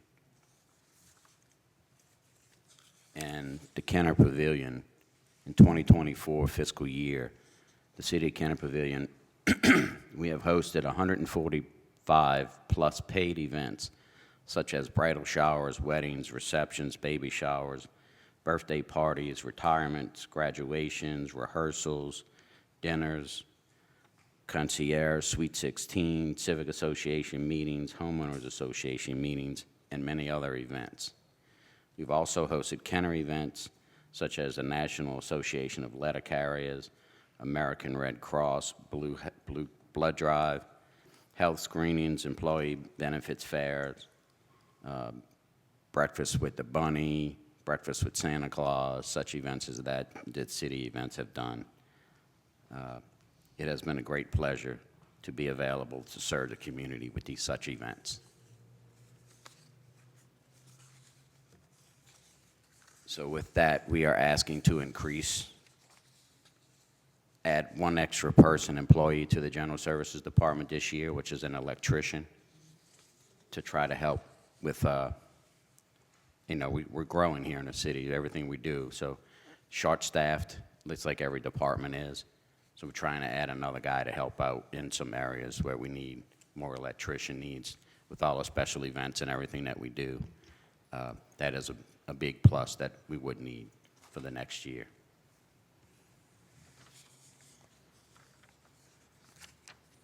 Anybody have any questions? Have any questions? Councilman McKinney? Yes, thank you, Madam Clerk. Thank you, Mark, and for all the work you do, and welcome, new Assistant Director. I just have two quick questions. I know you mentioned that you're not fully staffed. How many are you down? And then also, I noticed on the, that there is a pretty decent size increase in repairs and maintenance. And if you can just explain that, I mean, everyone needs repairs and maintenance, so it's not pretty obvious. Just but if you just the like- cost of materials going up. Okay. And with all the repairs that we have done in the past year, still doing repairs for Ida Okay. in some of these facilities. And their department took over the generators. Yeah, an increase of generators. That is in my budget now too, is Okay, all so the like- maintenance and that on the okay, generator. maintenance So that has taken up a big chunk that we have replaced some throughout the city and bought new ones for like, such as fire departments and stuff like that. So that's a big increase in the budget is the generators. Okay, and then how many And vacancies? employees, Yeah, we're down, we got 3 open spots. 3 openings, which is not bad compared to everyone No, else. it's not. It's not. Great, thank you. Councilman Dunn? Yeah, I just want to ask, in the salary, why was the assistant director cut? It's a typo, so it'll be a net zero change, but what it says for now is what she makes and will continue to make. Okay, thank you. Councilman Brennan? Thank you. Mr. Glorioso, as far as thank you for all your work, both of you. As far as the electrician, have you started to advertise for that? And No, we were waiting on y'all to approve it before we do any of that. okay, thank you. Councilman Wilmot? Thank you, Madam Clerk. And annually, I usually ask this question. I'm just trying to update and find out about the ACs with the Freon and so forth. Yes, How I was how do- expecting your question. With losing the City Hall complex, we probably lost about 12 units. So that's 12 we don't have to replace, but over the year, we probably have changed out an additional dozen. That's throughout every city department, through this building here, some recreation facilities, and other locations as well. So we're starting to catch up. We're starting to catch up, yeah. We probably have about maybe, yeah, one is coming up, and y'all be seeing it on the agenda. We're replacing 2 of the older units on the exhibition hall in the next month. They're 30 years old. They're still working, but they've been Band-Aided too many times that, now they're causing leaks in the building because they're all rusted out. Do we have a deadline date? For those? Yes, for all the Well- ACs being on the old system. Oh, no, we don't have a deadline date. I would assume probably within the next 3 years, we probably will have changed them all out. Okay, that's important, of course. And just to recap, how many buildings do you maintain? Well, it was about 70-something, but we've lost a few over the years with Ida and the City Hall complex. So probably down to about 68, 69 facilities. Okay, yeah, you keep busy, that's for sure. I Yep. know. We appreciate you, Mark. Thank you, sir. Thank you very much. Thank you. Councilman Dunn? Thank you, Madam Clerk. I just want to thank you all again, because I know you all do a lot of work, and especially in my district, and people are very happy about what they see when they come to these events, and I see you all just going over and beyond. I just want to say thank you. And thank you, appreciate that. And I didn't want to bring that up, but we do a bunch of, as y'all know, the special events throughout the city, from Christmas Village to Mardi Gras to everything, music in the park, movies in the park, which is happening right now on Fridays and Saturdays right here in the backyard. So, and I enjoy doing them, to anything we can do community-wise to get the public involved and more engaged in everything in the city. I'm all for it. Councilman you. Brennan? Do you think next year you could wear, one of your suits, maybe with some dollar signs on it or something? I have one specifically I will wear to it next year. Councilman McKinney? Councilman Sharwood? Yeah, Mark, again, I want to tell you, thank you for everything. Maybe citizens of Kenner don't know, but if it's a special event in Kenner, you got your hands in it. That's it. You and your man do everything with the administration and everybody here, this council. Christmas in the park here, the Christmas lights are free.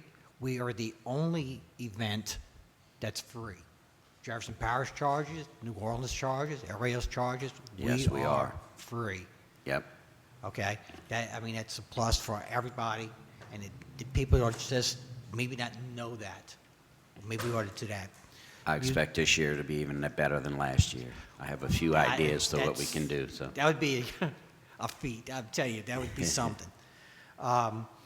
Music in the park, got rained out Friday. Yep. Yeah, it rained out Friday, but Saturday went with no problems at all. Yep.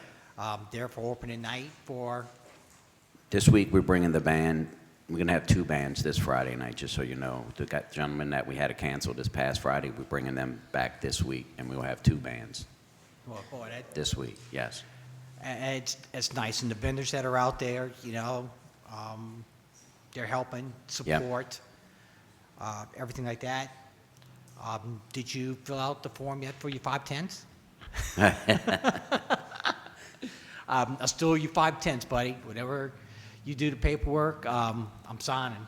You got it. Okay, I all you sure gotta do will. is you just fill it out, it's done. It's a done Yep. deal. You'll be coming your way shortly. And any other thing that you need, please don't hesitate, okay? Will do, will Thank do. you. All right, thank you, Mark. We appreciate it. Next department. Oh, I'm sorry, Councilman Wilmot? Yeah, I just want, before Ms. Alvarez, before you leave, if you will, just introduce yourself since Alvarez? Yes, please. Just say hello, if you will. Hi, Sandra Averett. I've been an employee for 22 years. Beautiful. Yes, sir. Thank you, and welcome aboard. Thank you so much. I appreciate you. All right. Thank you so much. The next department is going to be Communications, page 51.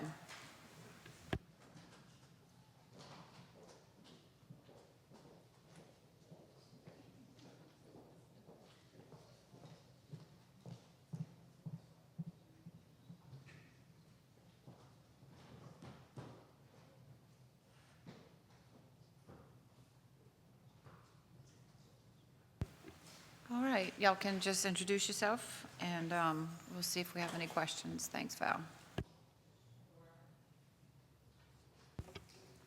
Good morning, everyone. I'm Valerie Rowland. Yes? Nothing, you just looked at. I'm Valerie Rowland, Public Information Officer, and this is Robin Dallenfor. She is the Assistant Director of Kenner Communications. Hello, everyone. We have a budget to present to you today that is pretty standstill as it relates to last year's budget. Overall, you will see, for some reason, my machine doesn't want to, it won't, yeah. Just give me 1 second.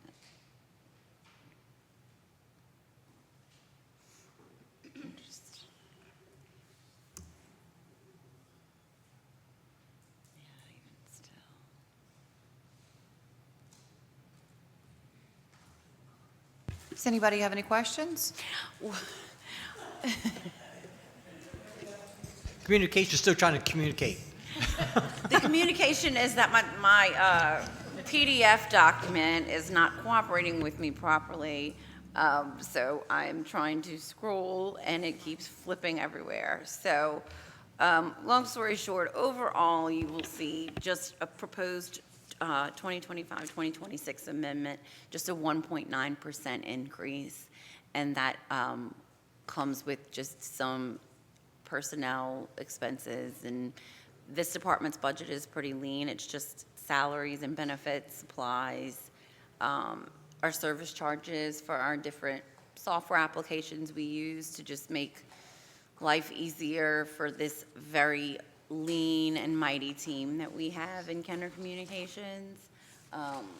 So if you have any questions, we are happy to elaborate and provide you with any further information. Councilman Sharwood? You're responsible for working with recreations when events are canceled?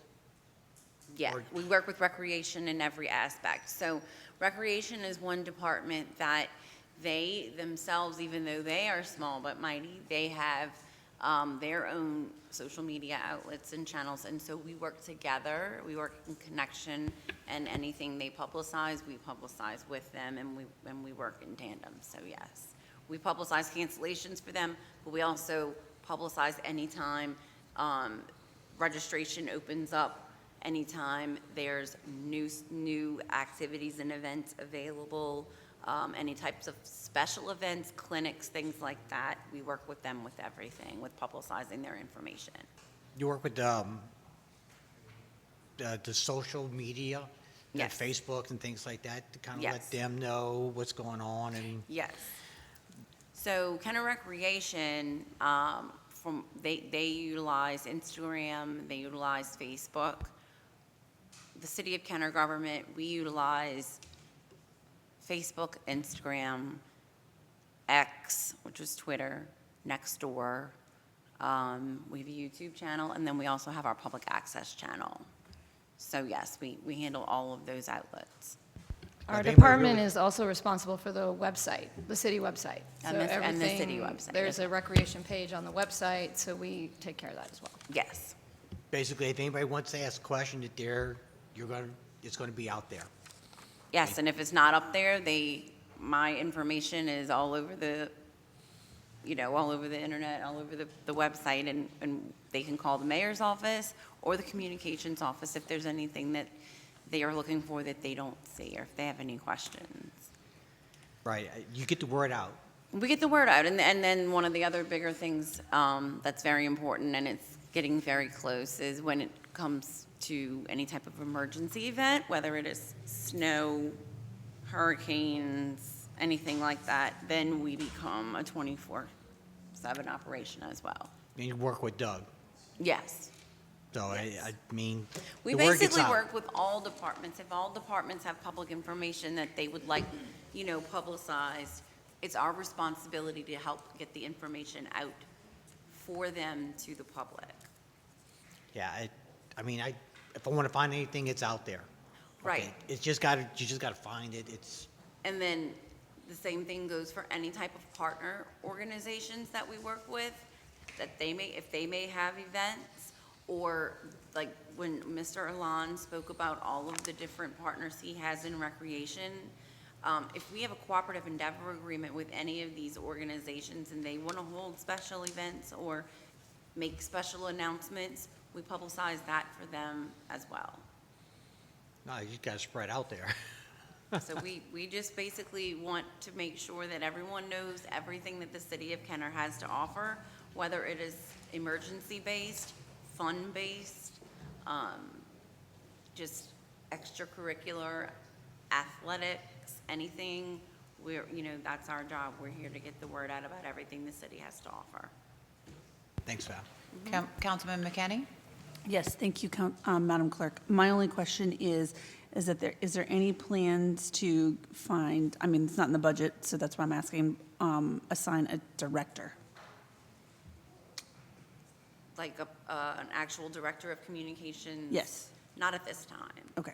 The mayor can correct me if I'm wrong, but no, not at this time. Okay, thank you. All right. Looks like that's it, Val. That's it?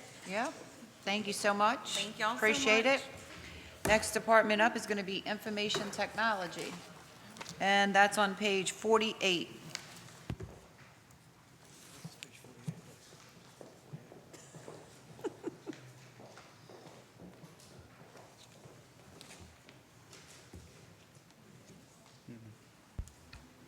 George, you are it. Hello. I'm the Director of Information Technology. Our budget is pretty simple this year. It's just pretty much the same as it was last year. Although I think we're requesting some money to install cameras at all of the gyms. So you should see that there in the budget. As well as we're going to be replacing all of the access control systems.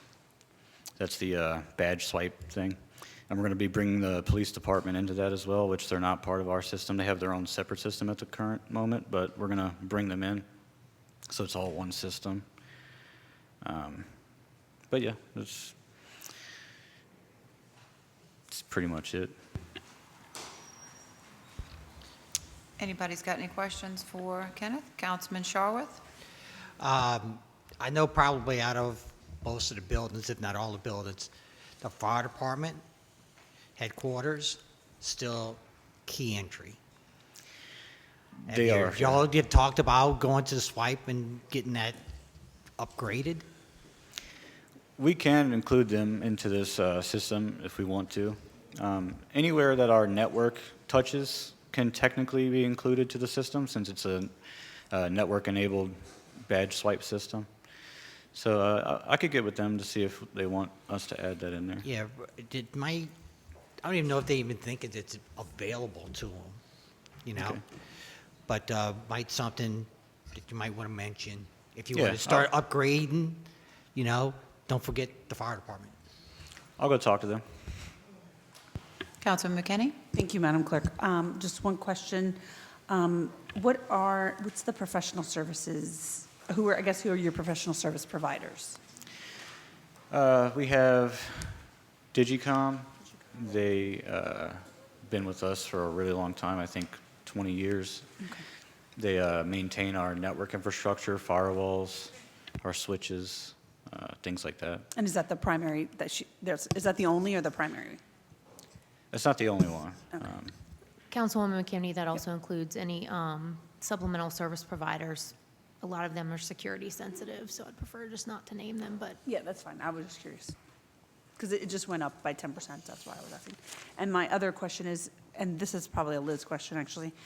The amended budget total, Liz, doesn't match the amended budget total for salaries on the previous Yeah. page. So I was just curious about that. They had a payout, so it's just not going to balance out because when someone leaves, that payout amount sits in that salary account. Okay. But I can't really build it No, into it's a fine. I just position. wanted to understand the difference. Yep. Because all the rest of them match. So, okay, thank you. That's all. All right, any other questions? All right, thank you, Kenneth, appreciate it. Thank you. I hope you have a good day. Thank you. Next department is going to be City Attorney.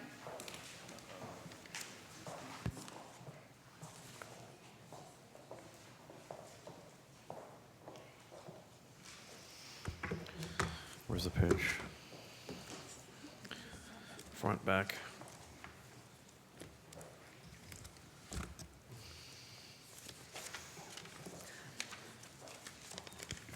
$72, so towards the front. Towards the front. Yes, it's right after emergency management. Michelle? Ready to go. Got it. Good afternoon, Michelle Dufresne, City Attorney, y'all's favorite department. We are probably the only department that touches everybody's, everything, it seems like. We help with contract, what does that mean? We do everything, that's what that means, sorry. Should not be touching anything. We help you And guys. I'm not the legal representative. You- Exactly. We do, it's funny because we get all kinds of different requests in, whether it's from helping with an amendment, to helping with a contract, to helping with managing a contract, which we really shouldn't do, and different things. So I've got a really good staff, and as you all know, anytime you call, somebody usually is there to pick up or returns your call right away. We don't have many changes. We have a little bit of a salary change. When we took over in 2022, our budget was really outrageous, and we probably spent the last 3 years trying to get everything under control, and some of the contracts that were for things that we didn't really need, and things that we could cut back and do internally. We got rid of a lot of the outside counsels that were handling cases. We had, 6 or 7 different law firms. I hired Ray, who took over Mayor's Court. He's got trial experience, so he also handles a lot of our restitution. We don't send any of our, someone gets in an accident, they don't have insurance, they hit one of our cars. we sue them. We go and get a judgment against them in First Parish Court. We handle it, we get the judgments, and we take our time trying to collect it, and we file it in case there is some kind of recovery later on. But Ray handles all of our mayor's court. We're doing all that. We're following the state guidelines now on what we can reduce charges to, what we can charge people for. Our mayor's court numbers probably should be going up in the next couple of years, as you'll see.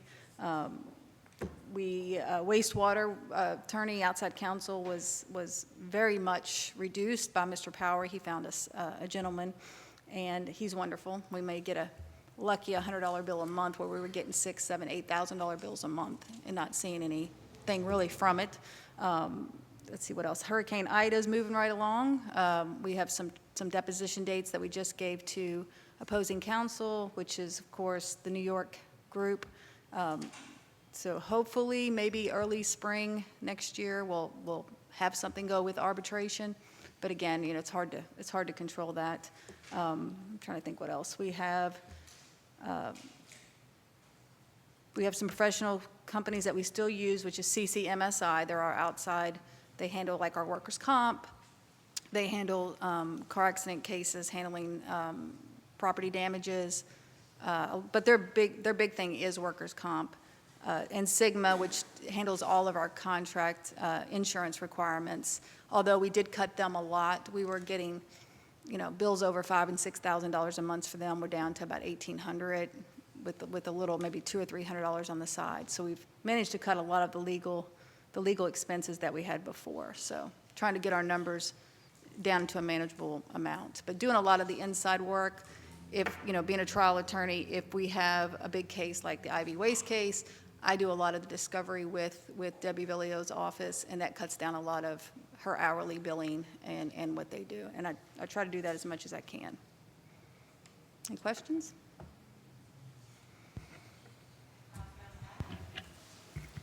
Hey, Michelle, I think Yes.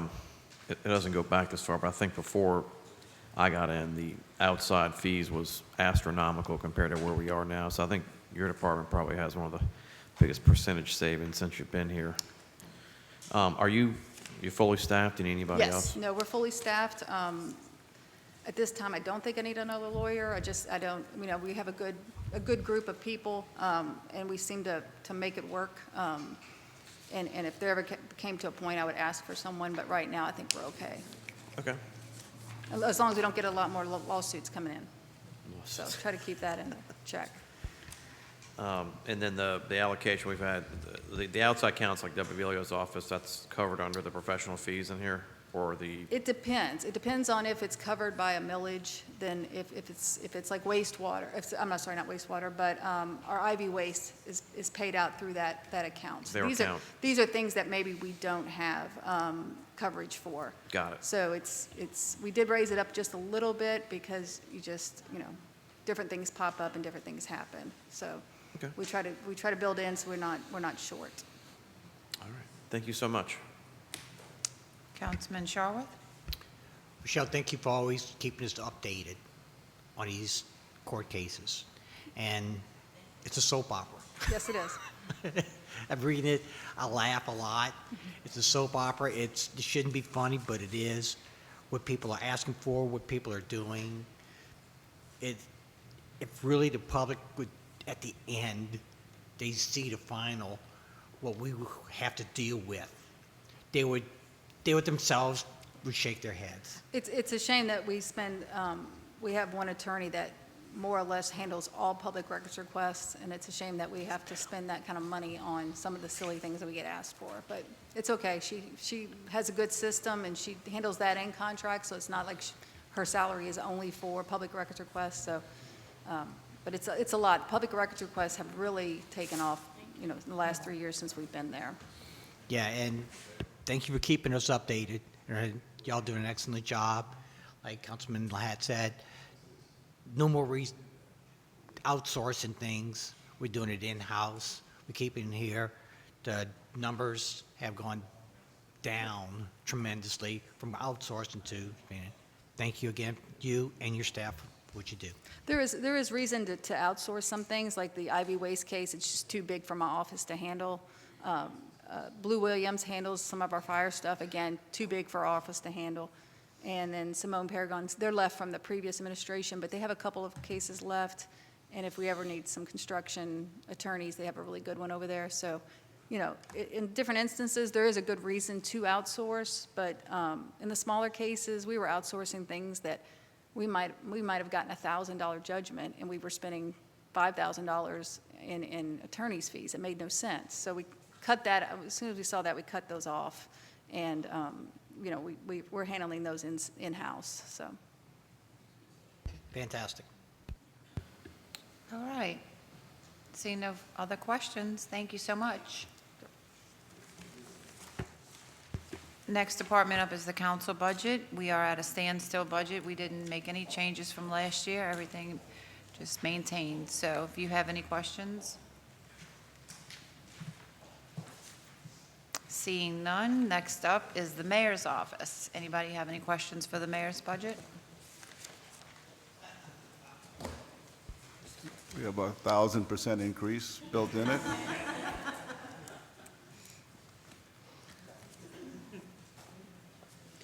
All right, Mayor, you may be in luck. I don't think we have any questions for your budget either, so, oh, we do have one. Councilman McKinney? Yes, I have a question. So Liz, actually, we're looking for $1 million to transfer. So if we eliminate the mayor's budget and transfer it to us, do you think that that would be an even It actually split? adds up really. That is Perfect. $1 million. That was a joke, just Christy and her numbers, I love it.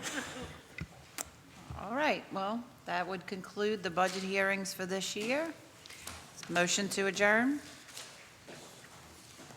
Second. Gotcha. That will conclude the budget hearings. Thank you.